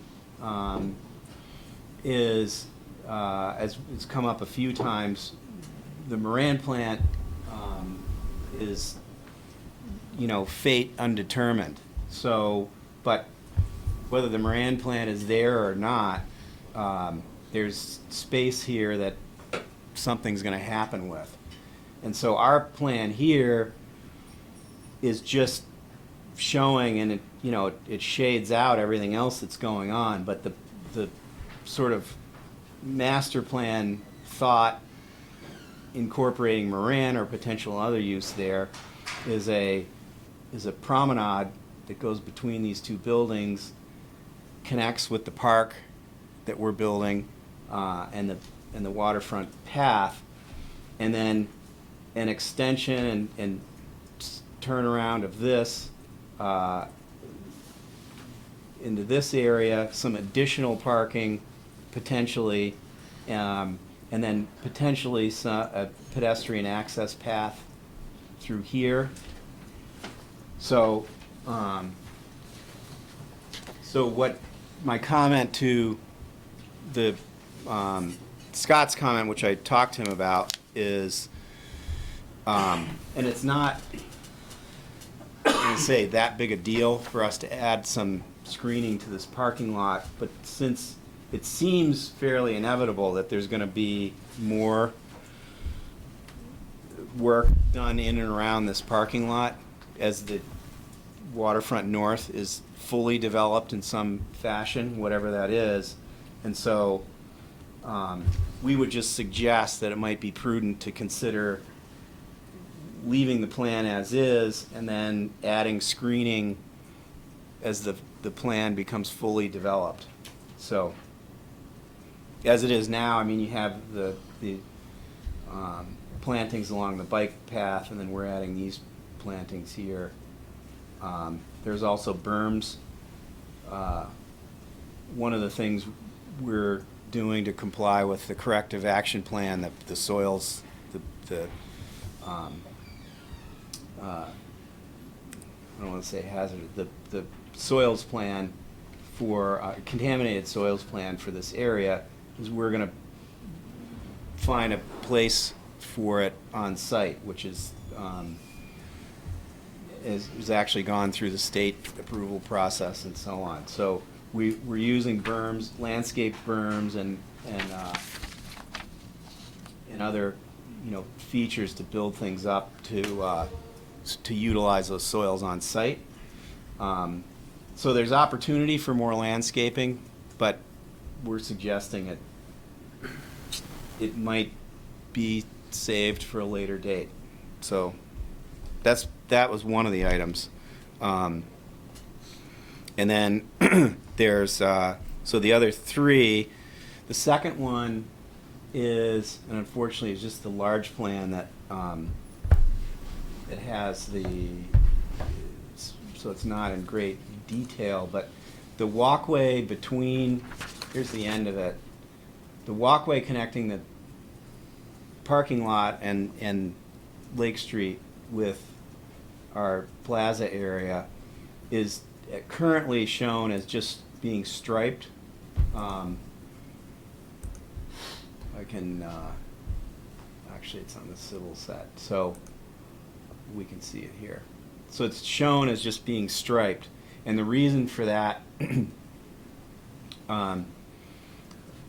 was DPW still has frequent access needs.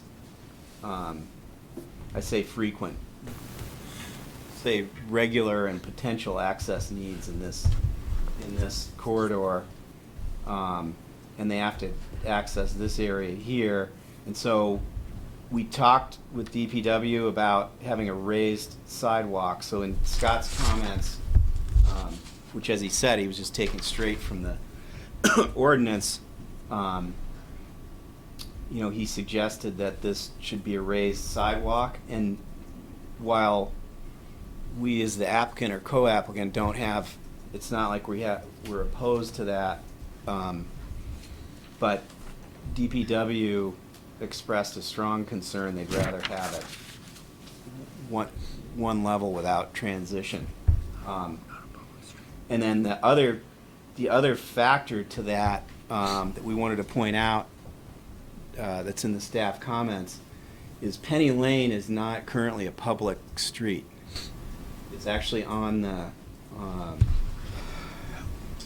it's on this lot, which is technically owned by the city, but I think it's referred to as Burlington Electric. There, there's two lots here. It's either the water department or the electric part. It's basically the city. So it's a city-owned lot, but that actually has not been accepted as a public right-of-way. So in our agreement and lease, we actually will have easements and right-of-way to get through there. And as far as the public going in and out, that's, obviously it's been going on for a long time, but. I have a question, Yeah, I go guess. ahead. I guess it's complicated, but all that you're saying right now does beg the question of why there wouldn't be public access on the north side of that building where you don't have that conflict going on.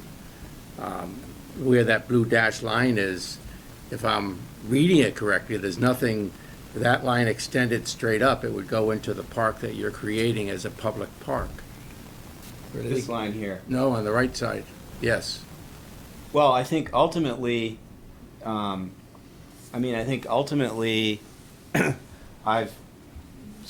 we actually supported the development of some master plans. I've seen that concept, and I think that's what people are working towards. For us specifically, I agree with you, but for us specifically, our customers are going to want to go the shortest route. No, but you're building this public park there, and if you're building a public park, that implies public access, and so the public access is your access, which is not great. And I'm just saying, gee, wouldn't it make sense if you're doing the public park to have good access to it? Well, the other thing is whether you take this building down or you That building, oh, yeah. or rehab it, this area is going to be pretty much blocked off. So part of the issue there for us is the reality of we've been at this about 4 years now. We'd like to get this thing open next year, and Moran, whatever happens, is going to be beyond that. And so one of the things, because we have talked about that area extensively with the city and more access and so on, but I think just the construction logistics would be a problem for several years. So I agree with you, though. And maybe some of the say, gee, in the future, once that's resolved, you may be asked to come back and complete that access to the public park thing. Well, I don't see why we would come back to complete it, because the Someone. access that we have is sufficient for our use.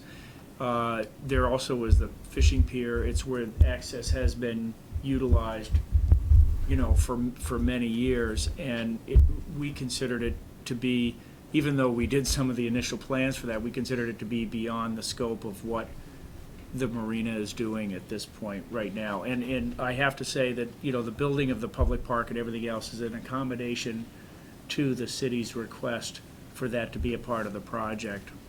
It's not covered by the TIF.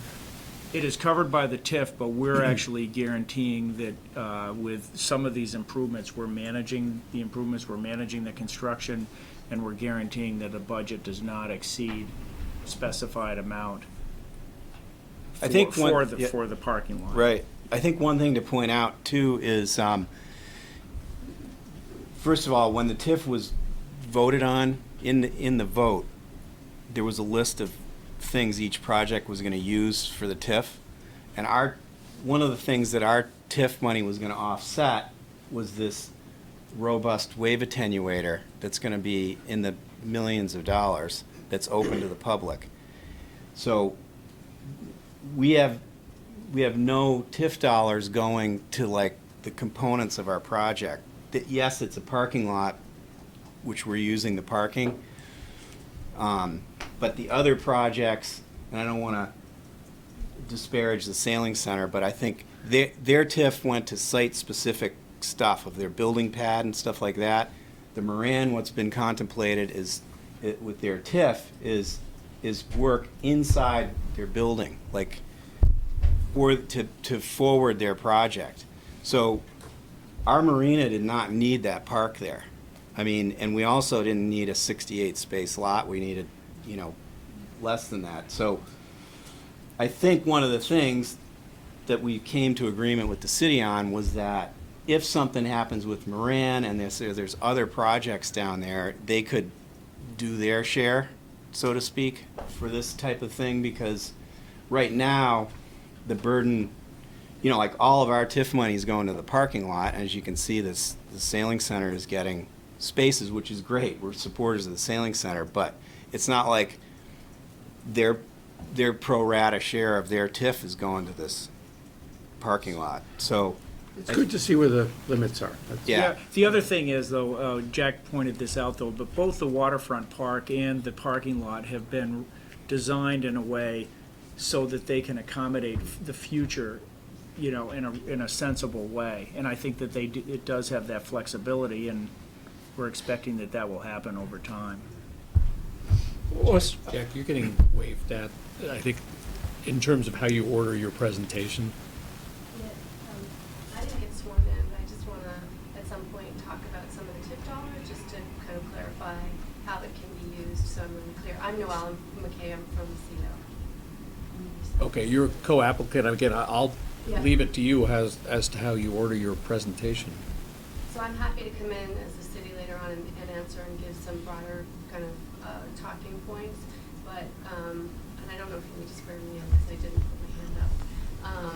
But I do want at some point to be able to clarify the TIF information, which is Okay. So the other two. So before you go on to another point, I just want to be clear about sort of the public park part of the project and Brad's question. Is this, what do you have, Waterfront North Park part of the project or not? We're being that what asked we're to review- approve that park. So that's It's included off of in- your lease property, but you're paying for it. You agreed to go get permits and construct it. So yes, we're being Okay, asked so- to approve the construction and development of that park. Okay, so, I mean, if that's the case, I mean, to me, access to it is an important issue also. You know, that I think we need to look at as a board. Agreed, yeah.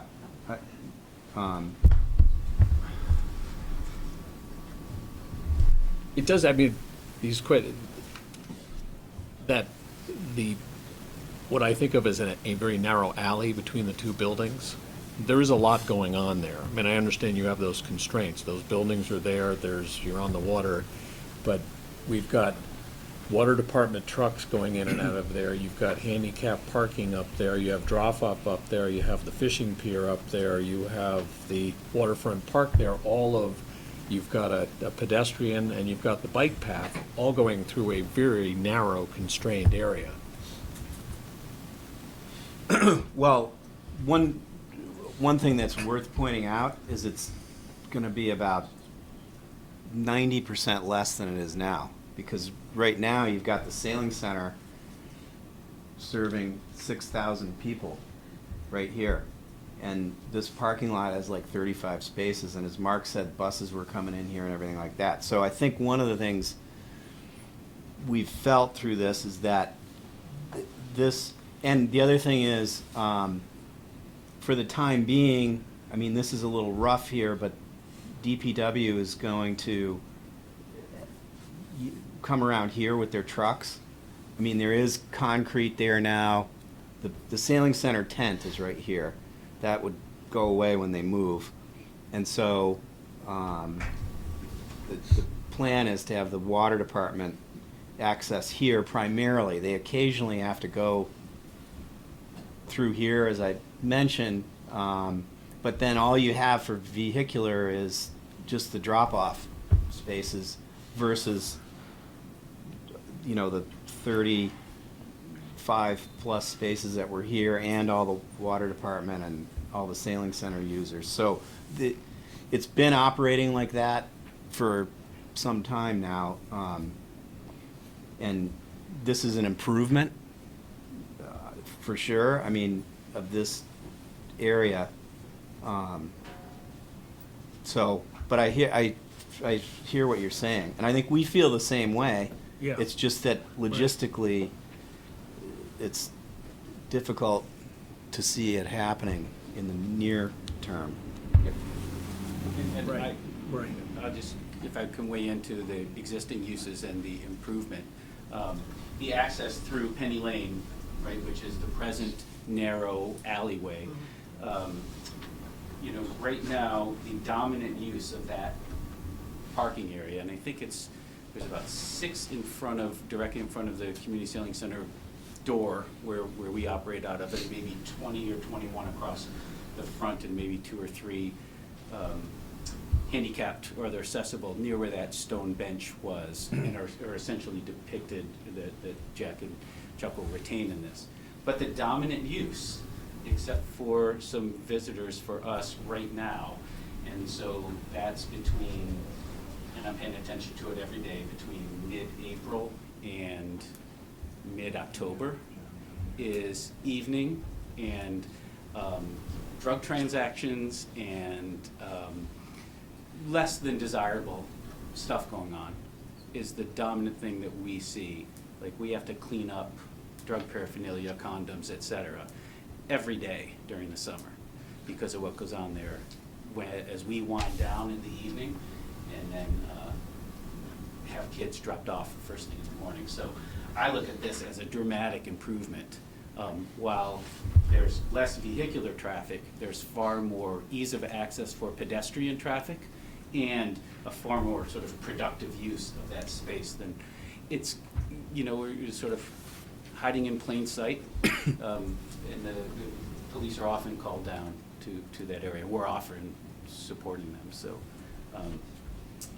the truck traffic that happens with the Burlington Water Department, so where we are is the dually big pickup truck you know, the service trucks for water department that are parked in there every day. There's 3 or 4 of them. And so that realignment of use coming from the north is a far better flow for them through that fenced-in area where we are now. And you can see I think there's 3 trees and an area around there just to the, in between Moran Yes. and the water, yeah, right there. That's where our fenced-in tent and our outdoor classroom, that's where we operate out of. That's a far better flow for the water department than meandering its way through that sort of dog leg that happens through Penny Lane. And I just want to comment for the record that area, the Penny Lane areas, you know, I find it to be really dangerous on the weekends, even if it's just 2 cars that pass me. It's narrow and, you know, of course there's puddles that accumulate, so you have to like sort of maneuver and wait for cars so they don't splash you. And then, you know, I come down Depot Street, there's no sidewalk to get from Depot Street to Penny Lane. So you're kind of like in the middle of a no man's zone or no woman zone, crossing the railroad track, which isn't part of your application or probably the property we're talking about. But like that whole area is really dangerous for pedestrians. I don't think the city plans on improving that. It's probably something to do with the railroad right-of-way, in my experience on this board. But it's not safe there, all the way from Depot Street, really all the way down to that parking lot. It's incredibly dangerous. Well, I'm glad you brought that up, actually, because a part of Scott's recommendation there makes sense and we're fine with, which is a typical thing and it just wasn't in our plans. But to speak to your point there, so here's the bike path. So we are constructing a sidewalk to there. And one of the points was Scott had said the concrete's got to go across the curb cuts, which it wasn't shown. I think it was shown striped. So that condition we have no problem with. Mm-hmm. So but the so raised. this is adding a safe pedestrian access to here. And again, this is just shown as striped, but that was, you know, that was accommodating, balancing DPW's concerns and so on. So just to be clear, I was talking about closer Further to up. Depot Street. Yeah. Yeah. But Yeah. I'm glad that there's going to be a sidewalk from there to Penny Lane. But you know, Penny Lane still is it. You know, even though the volume might be lower during the week, you know, even on a quiet Sunday, I walk down there all the time. It's, you know, it's pretty unsafe. Nick, there were 4 comments you're making on the staff findings and conditions. I think I got talked 2 about more. the landscaping. Yeah, landscaping, the walkway. I've got 2 more. And the last one hopefully is quick. It's be quick for me to explain. The third one, I think I heard somebody mention you've gotten copied on some correspondence with the state floodplain person. And so we've got Dave who can comment further on this, but what I wanted to show and point out to you, which specifically relates to Scott's proposed condition that he added to the staff report and the proposed conditions that had to do with adding basically pretty much the entire section of requirements in Article 4. So with regard to that, that was prompted by the comments from the state floodplain person. And what happened was very quickly the map, and I think it's worth just showing everybody this. So the map, here's the floodplain map. I believe from interviewing our consultants that initially talked to, wasn't Dave, but another consultant that talked to the state. Initially, when they first looked at it, I believe they thought that the marina was going in this area, the way the first email was described. And so once that was clarified, so here's your map. This is your, I'm zooming in like everybody's familiar with it. This is the special flood hazard, the SFHA area. And so all these lighter areas are not flood hazard area. The green area is the flood hazard area. You can see it along the waterfront and other places. So here's here is our site. There's a little piece here, but we're not actually doing anything on that piece. That's the riprap that goes up to the sheeting. We're not actually touching that area. And so we clarified that, no, we weren't over here. We're here, which is in the lighter colored non-flood zone. And so what we're talking about is this technical flood hazard area that exists between the mean lake level and 101.6, which is the flood height. So because these lines are drawn wider, as Dave said, if you shrank the lines down, there'd be a teeny strip of green through there. So because we're a marina, the docks are on the water, which is obviously in a flood area. They're, as the state said in their letter, they're traditionally looked at as dependent use. It's a recreational use and so on and so forth. So it's allowed to float on the water. And then we have to get out to the docks. So every marina has gangway, or plank ramp connections to the land. And just because of the physical nature of that, you're going to cross that sliver of floodplain.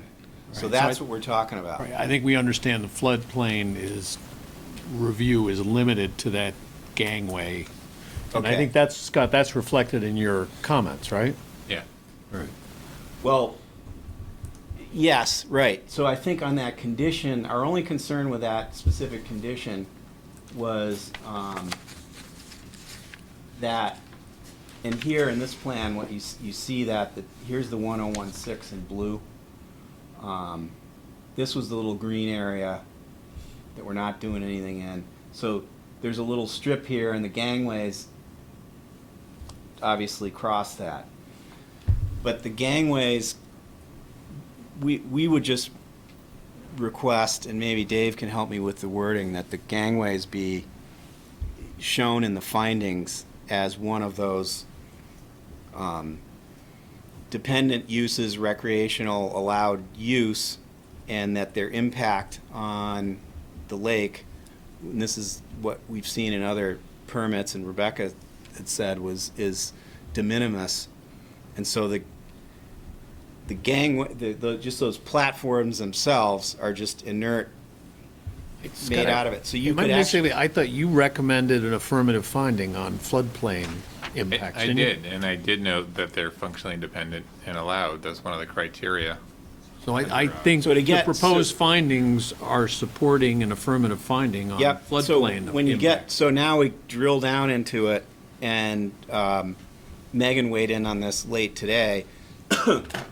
In that whole condition, there's actually one, which she pointed out, in the proposed condition of the section of Article 4, we would propose condensing it down to, Can I suggest this? I think we're all agreeing with each other. Can you just submit what you want that condition to say? yes. Because you can talk to us across the room about what that, but it would It's be going to be good. what Megan wrote today. So it's we- basically it's taking all the stuff about buildings and basements and stuff, So Can you take that condition, red line it, here's how we send it back? propose that it be Sure. read? Just, I think it's better than us debating language across the room. Okay. And so the last one is the bond condition on the public improvements, which are the Article 10 letter of credit bond condition, which is the park and the parking lot, which, I mean, we're occupying the land to do the construction, but at the end, we're handing it over to the city. And the city takes over those areas, maintenance and so on, as soon as we get a C of O. So it parallels that article fairly well, and what we're suggesting that article or that condition could read is that Article 10 would apply to those or another acceptable alternative to the city. And because we're concerned that it just holds us to that Article 10, where this is a little bit different situation. In one sense, the TIF monies actually sort of serve as the bond because the city holds the TIF. Does the ordinance give us the ability to Well, I spoke give you the with- flexibility that you're talking about? Well, I spoke with Richard beforehand, and he suggested that it didn't unless we added in the condition or acceptable alternative. All right, just because we don't have, we're open to anything as long as it's authorized by the ordinance, and I think we could the get information that we correspondence have back to now you. doesn't deal with, yes, you have the authority to grant this flexibility, so. Well, if I may, you know, I talked to Richard about, this is Richard from the city attorney's office. Yep. You know, the condition is deliberately vague. It doesn't have to be a bond. It doesn't have to be an escrow. And it basically says bond or other financial surety acceptable to the city attorney. And it's Is that what intentionally the, left is that what vague the because it's ordinance under- says? What's that? Is that what the ordinance says? Yes. And, you know, it's understood that this is a little bit different than, you know, the traditional subdivision going in with new city streets. I mean, the TIF is paying for this. It's sort of similar to what happened with the mall. I mean, Okay, there needs to be a performance guarantee, right? And TIF will basically pay for it, and it needs to be documented to the satisfaction of the city attorney. Okay, And so that's the- basically what it says now. So the ordinance says the city attorney, not the Yes. city as in. That's correct. Okay. Yeah, the city attorney is fine instead of city, but Okay, again, I don't, what you work out with city attorney is great. I need to enforce the zoning ordinance, and I hear Right. Scott telling me these ordinance allows us to approve either a bond or other surety acceptable to the city attorney. Right. Right, okay, right. That's good. okay. So we We will can- consider that. Okay. And I think we could get you more specific language from our team on that, if we needed to. Or fill in the blanks or on what the other acceptable surety is. Well, so are those the four? Yeah, those are the four. Okay. I guess I'd like to ask a few questions, but we have members of the public who want to speak. You know, why don't we do this? Why don't we turn the lights on? It's getting a little Yeah. dark in here. But do you guys want to take a seat? I want to open it up to comments from a member of the public, but I would like to have you guys stick around because I have some questions and maybe other board members do. Sure. But members of the public have been sitting here for a long time. I want to give them their opportunity. Yeah. Okay, all right. I think there were some hands raised earlier when I asked who wished to speak. Steve?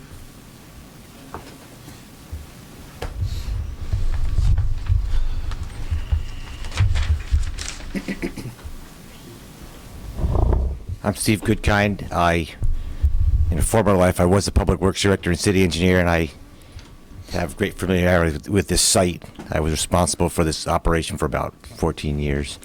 I think maybe the developer's caught between a rock and a hard place, but as I look at what's being proposed, I see an area which right now, as it sits today, is open to the public. There's good access to the fishing pier. You can drive to it, you can walk to it. You're speaking as a concerned citizen. I'm talking of as a Burlington. citizen. I no longer work for the city. Property down here. Just a citizen. Right. Anyway, it's an area open to the public. I even recall, and maybe Kirsten might remember this, there's some requirement because of federal money that was accepted for the development of that area west of the treatment plants that preserved that as public access. I wish I could remember more about it, but I know we even had difficulty as Public Works in doing certain things that might have restricted this roadway, this Penny Lane you're talking about. Much less the things that were on the other side of Penny Lane. So I think someone should be looking at that and to see what's out there, because there were issues with that. What I see happening here, unfortunately, is that park's going to be gone. The picnic area, the parking lot, the grassy areas, the access to the fishing pier that we know of today, where you can go in there unrestricted through any form of transportation you choose to use, just about, and enjoy it at all hours of the day, not in off hours or something like that. This project takes that away. The parking that's being proposed seems to be allocated to others, and the only allocation for the public seems to be off hours, but I know how this is used down there. Off hours for the sailing center and off hours for the marina, what's that going to be, nighttime? It's the same hours that people want to enjoy the park now. It's daytime, usually up till sunset was a very popular time down there, and probably still is. So I think that's an issue. The other thing I think, it didn't dawn on me till I was just looking at this, is the development of that little park down there. It's taking an unusual path. Normally when a city park is redeveloped, there's a large public process. I mean, look at City Hall Park, what that's going through right now. This seems to be under the radar, sort of stuck in on the end of this project, being built by others. I'm not sure what the process was, but I think it's not really appropriate to have it as part of this project and go through, and the developers are caught between a rock and a hard place on this, but I think it's totally wrong the way that little park's being proposed and developed. I think there should have been a whole public process about what does the public want to happen with this area. And I think we're missing that, and I bet you there's criteria that you guys have somewhere that says something more like that should be happening. Because this is public land. It never will belong to the marina. They'll have leases, I guess, on some of it. It's also, as you probably know, it's public trust land. And again, when I see some of the things that are being proposed here, I'm not sure that really meets the definition of public trust. This is being put to private use now, at least part of the time, and I think most of the time for all practical purposes. So there's a lot of problems with how this is being done and what's being proposed. I think it's maybe even not a bad project, but that doesn't mean it's being done in a way that meets the laws and the ways that we usually look upon projects being developed in the city, starting with the park, the loss of the public access and the public parking, and even just general public trust and that use of Penny Lane. Again, I know we had great difficulty, even as the owners of the lot, doing things with it. There is some type of restrictions that are on that because of money that's been used in the past by the city to develop the area west of that. And I think before you go forward, everyone should be looking at that and not turning a blind eye to it. Thank you. Thank you. Others who have not spoken? Yes, ma'am, right here. And you were not sworn in earlier? Not sworn in. All right. So, sir, you want to speak? Were you sworn in earlier? All right. Those who were not sworn in earlier who wish to speak, please raise your right hand. Do you swear the testimony you're about to give will be the truth under pain and penalty of perjury? I do. Great. All right. Go ahead. I also wanted to have Kirsten, in case she had it, because I'm Noelle McKay. I'm the director of the Community and Economic Development Office. And we are, obviously, the city owns the property, and we have been working with the marina and have been spearheading all the other departments as we've gone through this process to kind of look at all the different needs and how we can meet those needs and make sure that the water department and BED still have access and they can have their functions. So just kind of stepping back, this, in terms of a public process, this was one of the PAP processes that were approved, and TIF money was allocated.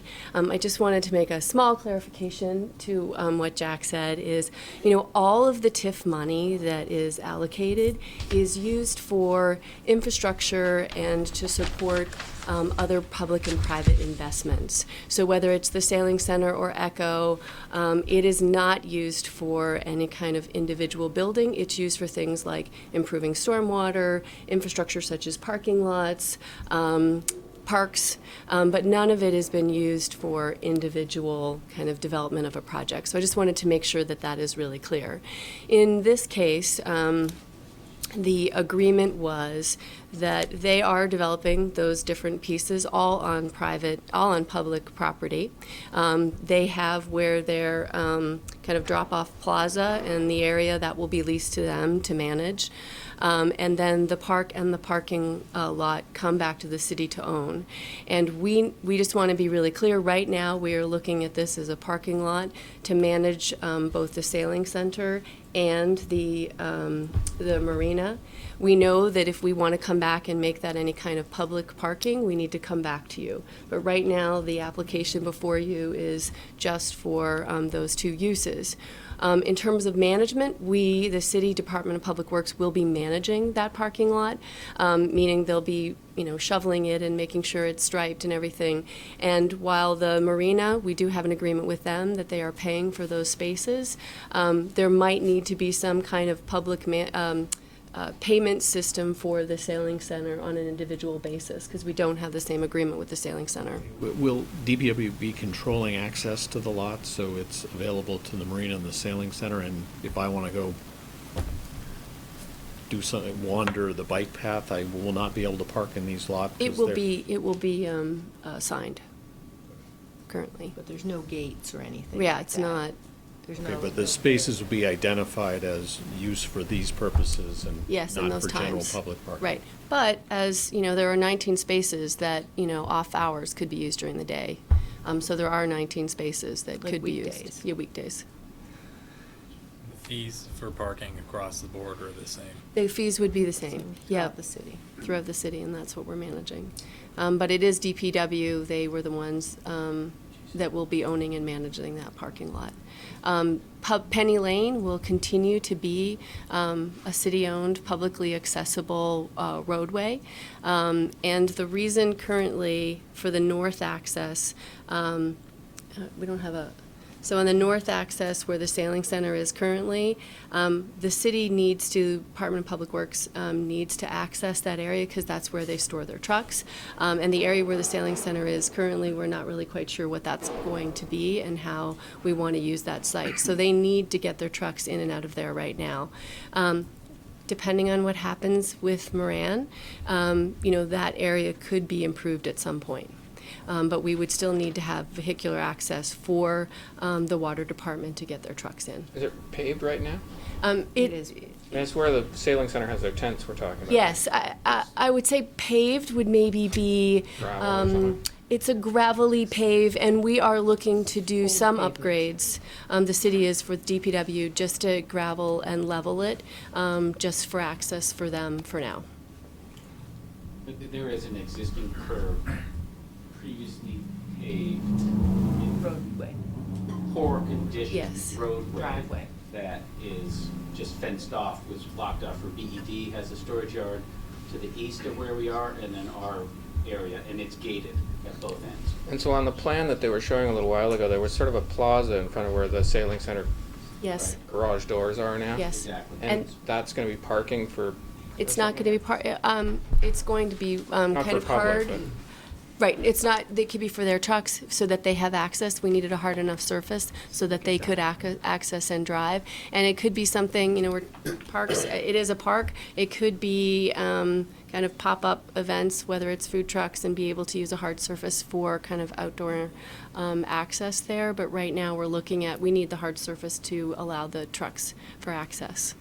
And I believe Parks and Rec has reviewed the park plans extensively, and it has gone through the Parks Commission as well. This parking right now is for the fishing pier, and that's It's- right. yes. And where do you anticipate parking for the fishing pier to happen? For the public? Fishing piers, recreational, I don't believe actually requires parking through Yeah. the zoning ordinance. Am I misunderstanding? I don't really believe recreational uses require dedicated parking through the zoning ordinance at this time. Okay, so the question was, Where there's would parking people there go? now for the fishing pier, and you're saying basically the fishing pier parking is going to go away? Well, I would also say, even though this is not part of this project, that, we have just completed Lakeview. street, which has That- that's that's the what I was question. saying, a That good answers deal of the public question. parking. Okay. So I hope that's, Because it does say on the website that that access and parking for the fishing pier are free. yes, that is currently, because that's currently what's happening. As this changes, clearly, we will update all of that information. Yep. I have two questions. One is, I guess, a broader picture question to help my understanding of this. I thought from the city's planning processes and the waterfront downtown plan, I mean, it said that there's a shortage of marina space, but the plan called for that space to be south of Perkins Pier or along the breakwater. There's no mention of this as a suitable site for a marina. So I don't understand how this is consistent with what our waterfront plan says. So I'd be curious what your response would be to that. This is before my time, so I'm gonna. In general, I would say, so the waterfront plan did identify specific locations that could be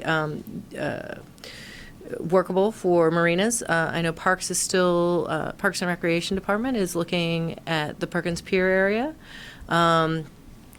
We actually, I think, the waterfront plan further north, there's no protection from the, sorry, that's my husband, he probably wonders where I am, sorry, you guys are going late. That always happens. Sorry. This marina is moved south of the fishing pier where there is some protection from the breakwater, plus they have an extensive attenuation. And the studies that we've looked at, and I think the marina folks have looked at, shows that there is a significant demand for marina facilities beyond probably what could be accommodated south at Perkins Pier and here and in the middle of the harbor, so that we have sufficient Okay, demand it and just ability seemed, to. when I went back and looked at the discharge it. plan, it just seemed puzzling to me, because it seemed like a different location from where the plan was recommending. Well, in any event, I mean, the other question has been touched on a little, but has the city assessed the impacts on the fishing pier, which was a substantial investment on the city's part from this project? Yes, the city parks looked at that, and I believe the state looked at that as part of their permitting process as well.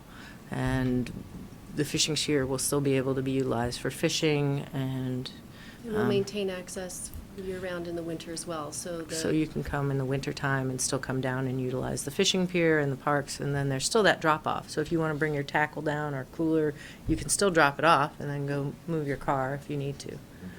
From my understanding, it's not the greatest fishing anyway, but that's what I Well, hear. a lot of people use it not necessarily for fishing, too. Yeah. Correct. So it will still be open and accessible for those of us who like to watch the sunset from that location, such as myself. Yeah, And that in is the a park, great it'll be a visit. much bigger park for people to enjoy, because right now it's just a parking lot. And the parking lot, while free parking, a lot of people like to say there is no such thing as free parking, and having no revenue coming off that parking has created the situation where, it is degraded and the parking and the condition of the surfaces are not really great. So I think you want to have a better experience, and I think Mark, the director from the Sailing Center, did speak to sort of the condition of that area now, and I think the public will really enjoy and actually be utilizing it much more fully with the new park and in combination with the fishing pier and all the other And the Sailing activity and actual restrooms that will be open and nice and not sketchy. Will vehicles be able to get into that parking plaza after hours? So it'll always be No open? gate. Did the city have any concerns about the impact on just views from Waterfront Park, or in terms of having a marina at that location? No. The portion that is in front of us is essentially invisible, so I mean, Well, you're I looking mean, at the it's an integral project from my perspective. I mean, you can't have one without the other. It's kind of blocked by and- the. Well, I know, but I'm saying we can't say, you can't put that attenuation dock out there because it's going to be visible from Waterfront Park, and that's bad from an aesthetic point of view. I think that's outside of I don't know. our authority here. I'm not sure. I mean, we can discuss that. Deliberative. Well, isn't the stuff that's in the water outside of our jurisdiction anyway? Funds were. Isn't this part that's out in the lake not in our jurisdiction? That's what we've been That's why it's told, and invisible. that's my understanding. Yeah. If someone disagrees with that, I'm I'm all ears, but that's my understanding. Did you say TIF funds were for the park and for the parking lot, Parking lot and part of the plaza, yes. but not the attenuate? No, we're not paying for any of that. So that's all any of your- these, yes. And so any of those, I mean, that's the idea is that, TIF dollars statewide provide infrastructure support for private investment that wouldn't happen but for that investment. And so a lot of what's been happening here in the city is also cleanups, so remediation and brownfield cleanup that's really expensive to be able to allow, kind of get something development ready so that it can be developed at a much more reasonable cost, like we helped with the sailing center. All right. Thank you very much. Sir, do you want to speak? I'm a resident of Lake Street, and as an affected citizen. Could you come on up here just so we get the microphone? Okay.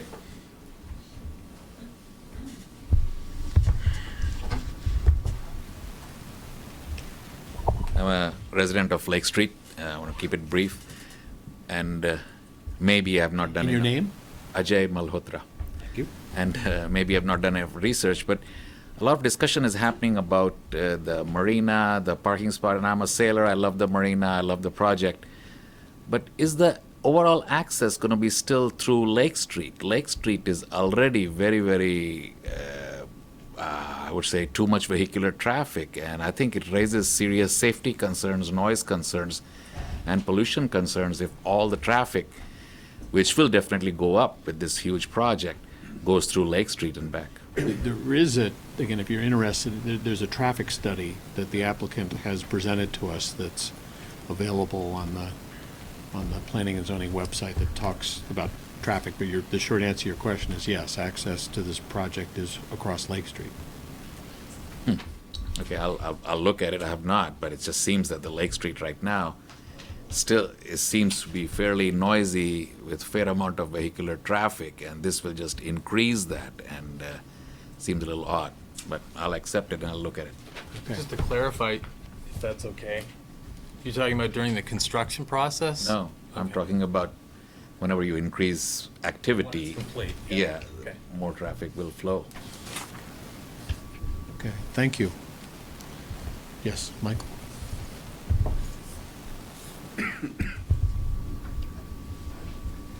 I'm Michael Long, just a concerned citizen interested in this project. When I first heard about it, I was surprised that the city wasn't expanding its own marina facility, since they already have a marina, could just make it bigger.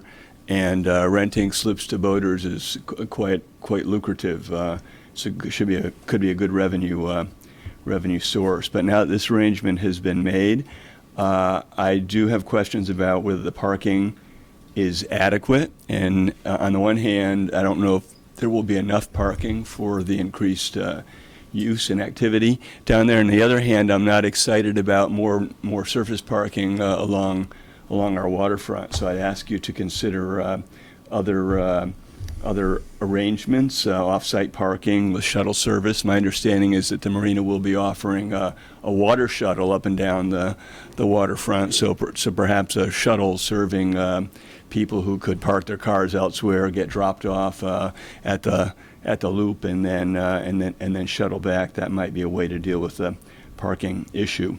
Another concern I have is about the TIF funding. Given that we've got TIF funds that are being utilized here. Generally, TIF means that there's a tax increment that's generated by the project as the value of the site increases. In this case, we have leased land that the city owns, so I don't quite understand how a tax increment would be generated. Certainly, a property tax increment doesn't seem to be generated as a result of that. And finally, I see the advantages to the applicant in leasing this prime lakefront property. I think the lease is a very favorable lease for the applicant. It's not my sense, and I know this is something that's been negotiated by other folks that you're not involved with, but it doesn't seem to me that what the city gets in terms of for leasing that, I think they leased it way under its value, and as a taxpayer, I'm concerned about that. Thank you. Okay, thank you.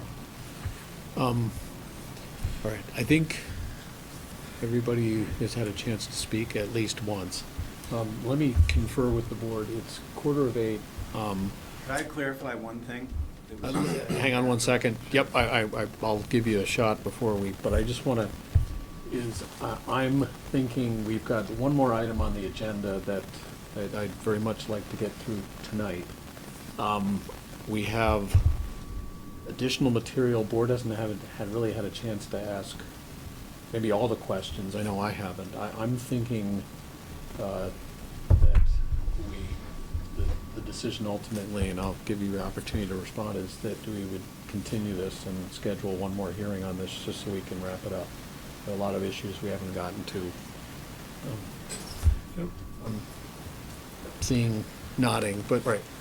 Jack, what do you want to respond? And you haven't had a chance to respond to some of the comments you've heard, and I'd like to give you time to do that also. Okay. I mainly just, I guess what I'm asking you to do on this point is just to respond on the issue of continuing this, and I think this would still be to our hearing on the 18th? Yeah. Okay. 18th of April. Okay.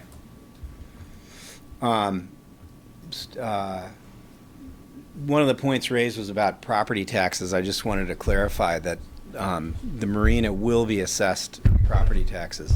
But I think, again, what I would prefer to do this at the next one? Again, there are some things we need to tie up. I'd like to see if we could do all that. You were going to submit some written materials, some requested modified finding. I'd love to take all that up and give it the consideration it deserves when we have a little more time, and I think the 18th would be the best time to do that. Right. I just thought everybody's walking away from a public hearing and is going to have weeks to be thinking that the marina doesn't pay property taxes. We're going to pay a significant amount of property taxes. The lease is very significant in terms of national norms in the marina industry. We're leasing a lot that just no development potential on the lot. It's just a piece of ground. We're also paying pilot payments, so the piece of land we pay lease on, and then we also pay a percentage of the water department's payment in lieu of taxes. So it reduces theirs. So we're paying property taxes and other things in many different ways. So I just didn't want people to go away. I understand wanting to respond to that, but again, we didn't negotiate whatever your deal is with the city. And we also don't interpret the TIF regulations, and we don't decide what TIF funds can be spent on and what they can't be spent on. So I appreciate the questions. I appreciate your response and concerns. Yeah, that was but it. That's way outside what we have any expertise or authority over. And that's one thing that I don't want a response to it right now.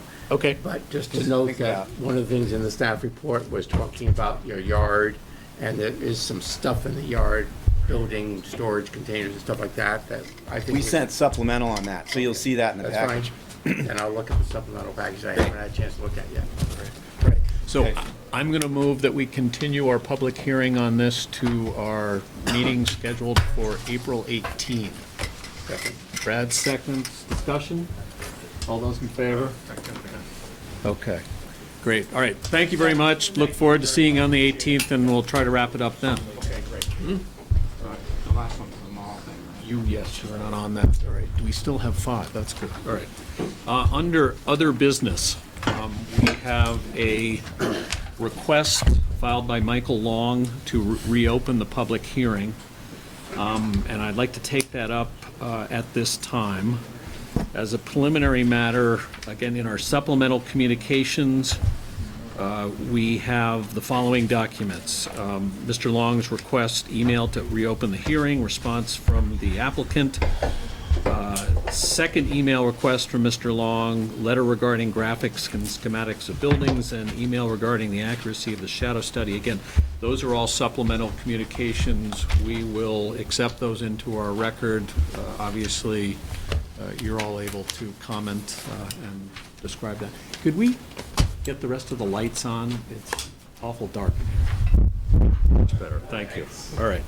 So what I've asked, I think there's someone here from the city attorney's office. Thank you. All right. We don't have motions to reopen very often, so I asked the city attorney just to give us a quick education on the process for considering such a motion and the standards that we should be applying. So we're going to start with that. Hi, I'm Greg Meyer. I'm an assistant city attorney covering for Kim. And I guess there's a couple of questions to address. I know that there's a preliminary question that there's a motion to reopen, but also a request from the applicant to deny that based on a lack of interested party status. So that's something to consider. But more importantly, the substance of the motion to reopen, the criteria that you would need to consider in evaluating would be, did the board act on incomplete or any inadequate information when it made its decision previously? Is there any previously unavailable evidence that you believe you didn't have when you made your determination? And will reopening lead to a sounder decision? Lastly, I guess this is the last point, would be, does the reopening work no prejudice on any of the parties, and then have they had adequate notice to respond? So in this instance, after discussing this, we've determined that the board we suggest that the board err on the side of hearing the parties. The parties are here.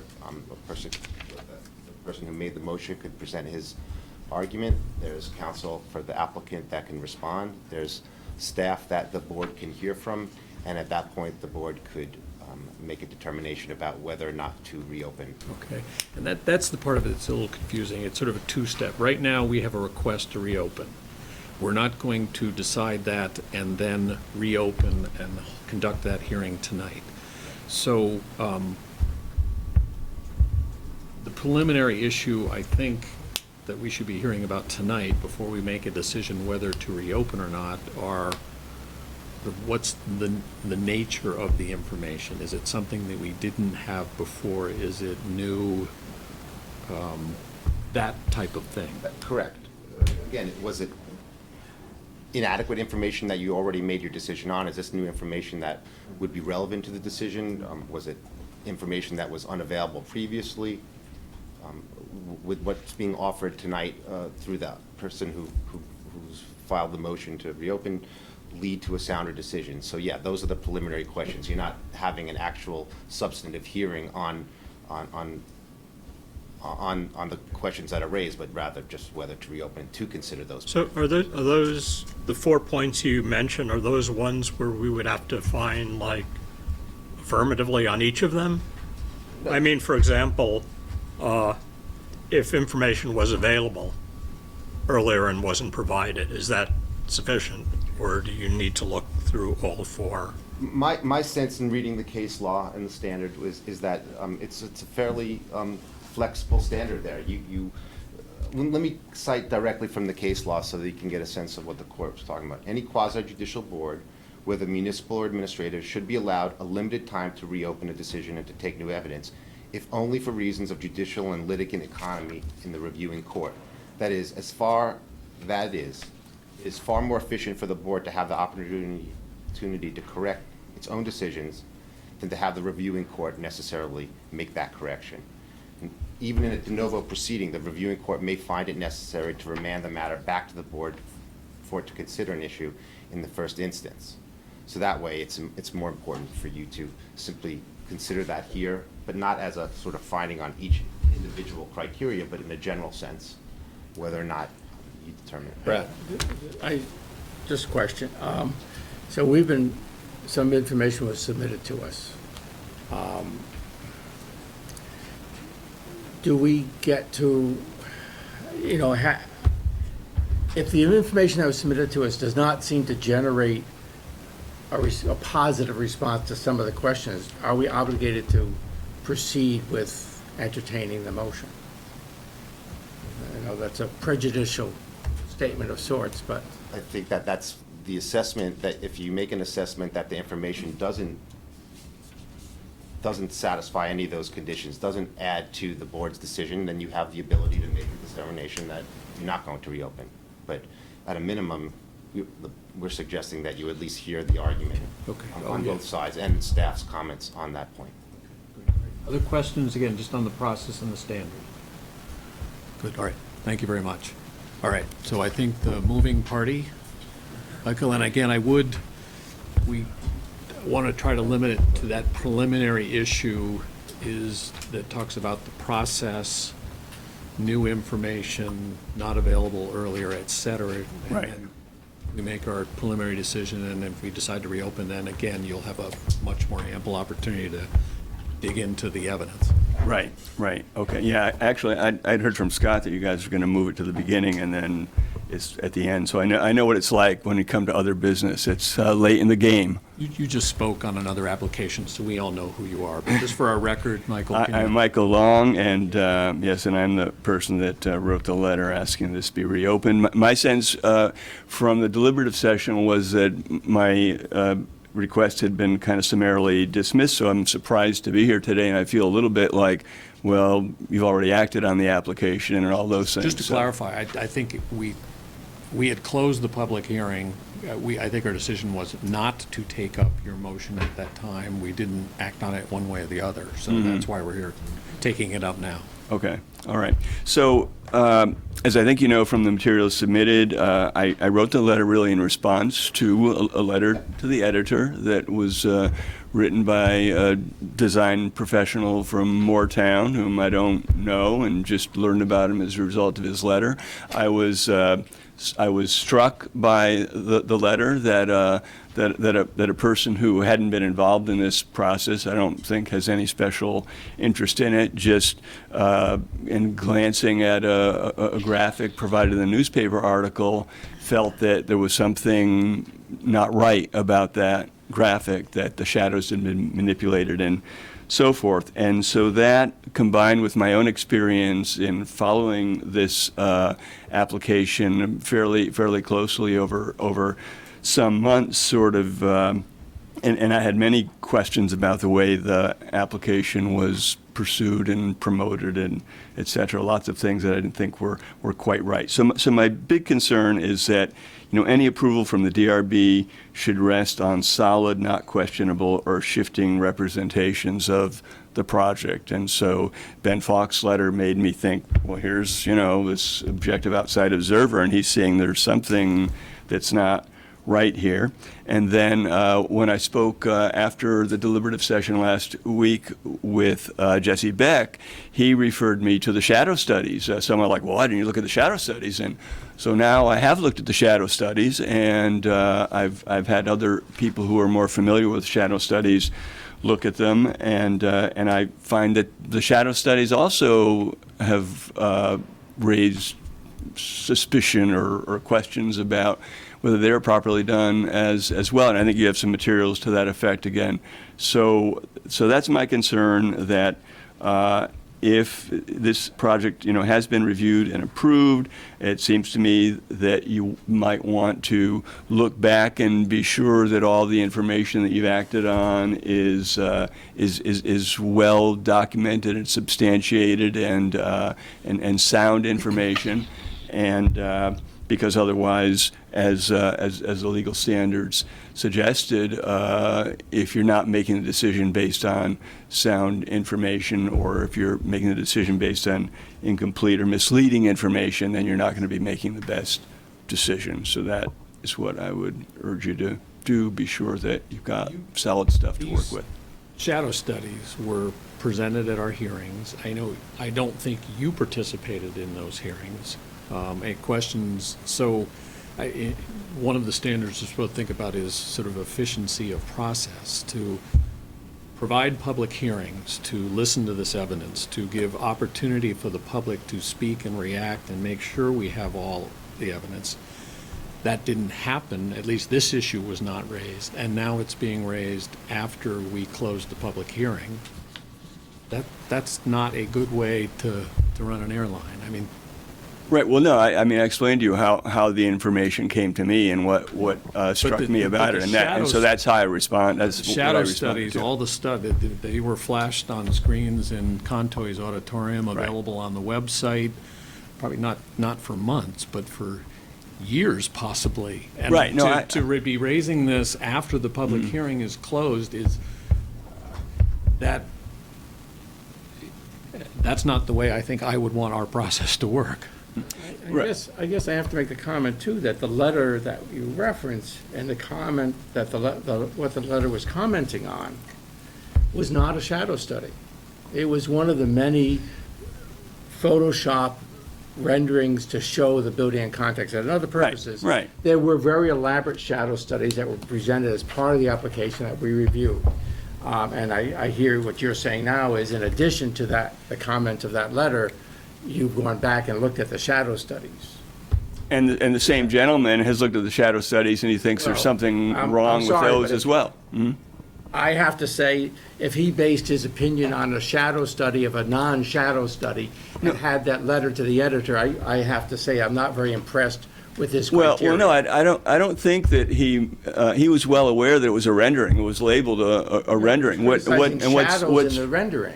Well, what struck him and what he talked about was that all of the shadows, except for the shadow of the big tall building, were accurately rendered by the program. The computer program does it, you know. And so for the large building for that shadow to be trimmed down so that it looks like the shadow of a two-story building, someone had to, at least that was his idea. We base it on misinformation. We had shadow studies that did not do that, that showed it, and I think there were 3 different times a year with and without the project, and it showed it going way across the street, and it showed it, you know, it was a very elaborate set of shadow studies of the project. And that's what we took into information, not that. No, but what I'm saying is that this gentleman says that those shadow studies are also off. And you have the document where he outlines his concerns about that. So it would be good if this information could be verified independently so that we could be sure we're not making decisions based on information that's not really faithful. Would it be prudent to inquire about this individual who wrote the letter, his credentials, to even be able to make a informed judgment? If and when we decide to reopen and we're looking at his opinion, yes, but I not at this point, I don't think. I think the question is, did we, you know, based on what you're talking about, did we base our opinion on inaccurate or erroneous information? That seems to be your position, is that we did. And No, I'm saying that I'm not sure. I'm asking you to go back and be sure that the representations of the project have been accurate. And I mean, there's a lot of spin involved in representations. And in fact, again, the project architect said to me that he was contemptuous of renderings. Oh, renderings don't matter, was the idea I got from him, is if, you know, it doesn't matter what's in a rendering, anything could be in a rendering. But still, as another architectural professional has pointed out, and it's in those materials that I submitted, the point of rendering should not be to mislead. It should be that they're never going to be perfect, but they should be as accurately representational as possible. They should try to enlighten, not your to particular point was on shadows. not to deceive. It was on the shadows, and there was a shadow study. You don't look at renderings of a perspective of a building to determine shadow studies. You look at the shadow studies for that. Of course. No, we're clear about that. That a rendering is a rendering, but the rendering is what spurred this gentleman, Mr. Ben Falk, to write the letter, because he saw this really odd thing about the shadows as they were rendered. Okay, so I think part of our decision based on that is, did we rely on unreliable information? So I think we can discuss that during our deliberations. Scott? If I may, unsurprisingly, we're talking about shadows quite a bit, but as staff, you know, I need to point out again that this was within the DMUC overlay, form-based code. So shadow studies are called for in 2 places in Article 6. Article 6 is specifically not applied to this under the adopted DMUC code. I can read it to you. Okay, so that's the in other words, that's part of the portion of the application that's subject to zoning administrator review. No, Article 6 does not apply to the application. Oh, so during the sketch plan process, shadow studies were presented to the board I don't remember if they were presented during the application process, but they aren't called for under the applicable zoning code. I think that's an important point to make. There are Even- two even places if- under Article 6, it calls for shadow studies. But I think what, it might have been, come up in the context of maybe some of Yeah, the Wayne's historic- questions about right. the impact on the historic buildings across the street and the Right, historic and district. and staff had indicated that there was no shadow impact on Bank Street. Bank Street, because it's on the south Right. side. Side of the Yeah, building. so that was, Yeah.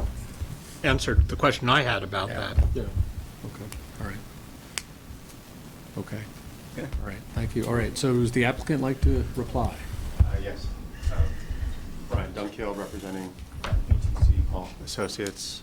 Thank you. I think I just want to start out by making the point that and the point I made in my letter was that there's a requirement for interested parties to demonstrate participation. And that's in there for a reason. That's in the state law, it's in the Burlington Code, and the purpose is so that time is not wasted. You have held 3 hearings. This information, along with other information similar to it, has been available, as Mr. Rabinowitz mentioned, I think it was you, in some cases for years on this project. And for someone who didn't even participate in your 3 hearings, to now call and require us to all be here at 8:10 on a Tuesday night is an inefficient use of the DRB resources. It's an inefficient use of the applicant. It's an inefficient use of the city staff. And there should be consequences for that. So there were 3 hearings. What I want to, the standard that Attorney Meyer mentioned, I would also just add that courts have said that for a DRB or other adjudication body, this is an extraordinary remedy. This is not a remedy that's given freely. So when you were asking, well, does it have to touch every factor that Greg mentioned, this is an extraordinary remedy, and the burden is extremely high on the applicant. So what are they pointing to? They're pointing to a letter to the editor of a depiction of the project. We don't know whether you considered it. They have not met any single standard. And then in terms of the shadow studies that were really not mentioned until an email that I saw today, they're referencing a shadow study that was submitted during the sketch plan review. The project has changed since the sketch plan review. The project that you made your decision on, that's dated March 17th, is different than what they studied in what they submitted today. So there's just, no one has cited any evidence that went into your decision. So there's not even a potential of you relying on, they haven't even mentioned or identified a potential of you relying on information that could lead to a misjudgment in how you made your decision. On the merits, what I want to say is that, first of all, BTC categorically rejects all the accusations that Mr. Long has made over the past couple weeks. All of our drawings, all of our submittals have been done by professionals. They have been following industry standard. This is really reckless and negligent, in fact. In fact, the submittal today and the analysis by this person, I think Mr. Falk, he's misreading the shadow study from your sketch plan review. It actually depicts shadow the way he's saying they should be depicted. So there's really just, it would be faulty for you to rely or put any weight whatsoever on anything that's been submitted to you in this request from Mr. Long. And I think I'll leave it there, given that it's 8:10. Okay. Thank you. Great, yeah, thank you. Questions for Brian before? Good, all right, thank you. Okay, all right. Was there anyone else who has not spoken who wished to speak on this issue, request to reopen? Yes, sir.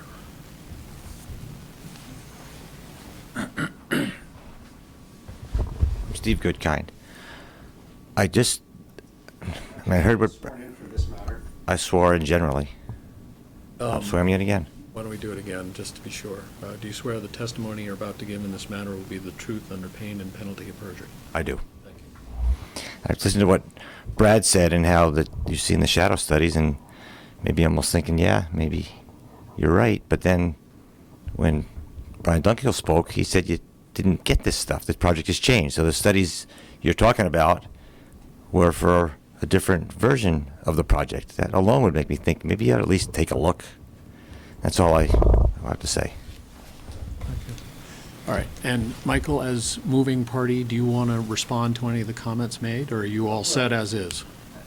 Let me just say that I certainly did not view this request as frivolous or reckless. I wasn't trying to waste anybody's time. I was concerned that a project that was up for review, and again, the shadow thing, I wouldn't obsess about it being shadows. It's not that I'm really worried about shadows especially, but I'm worried about how the project has been represented over the course of its moving forward. I think from the pre-development agreement onward, there are a lot of things that got locked in that prevented a proper review and a proper public process. And so I felt that shadow issue brought up by Mr. Falk was just kind of emblematic of a pattern of less than candid representations of this project. And as you know, and as the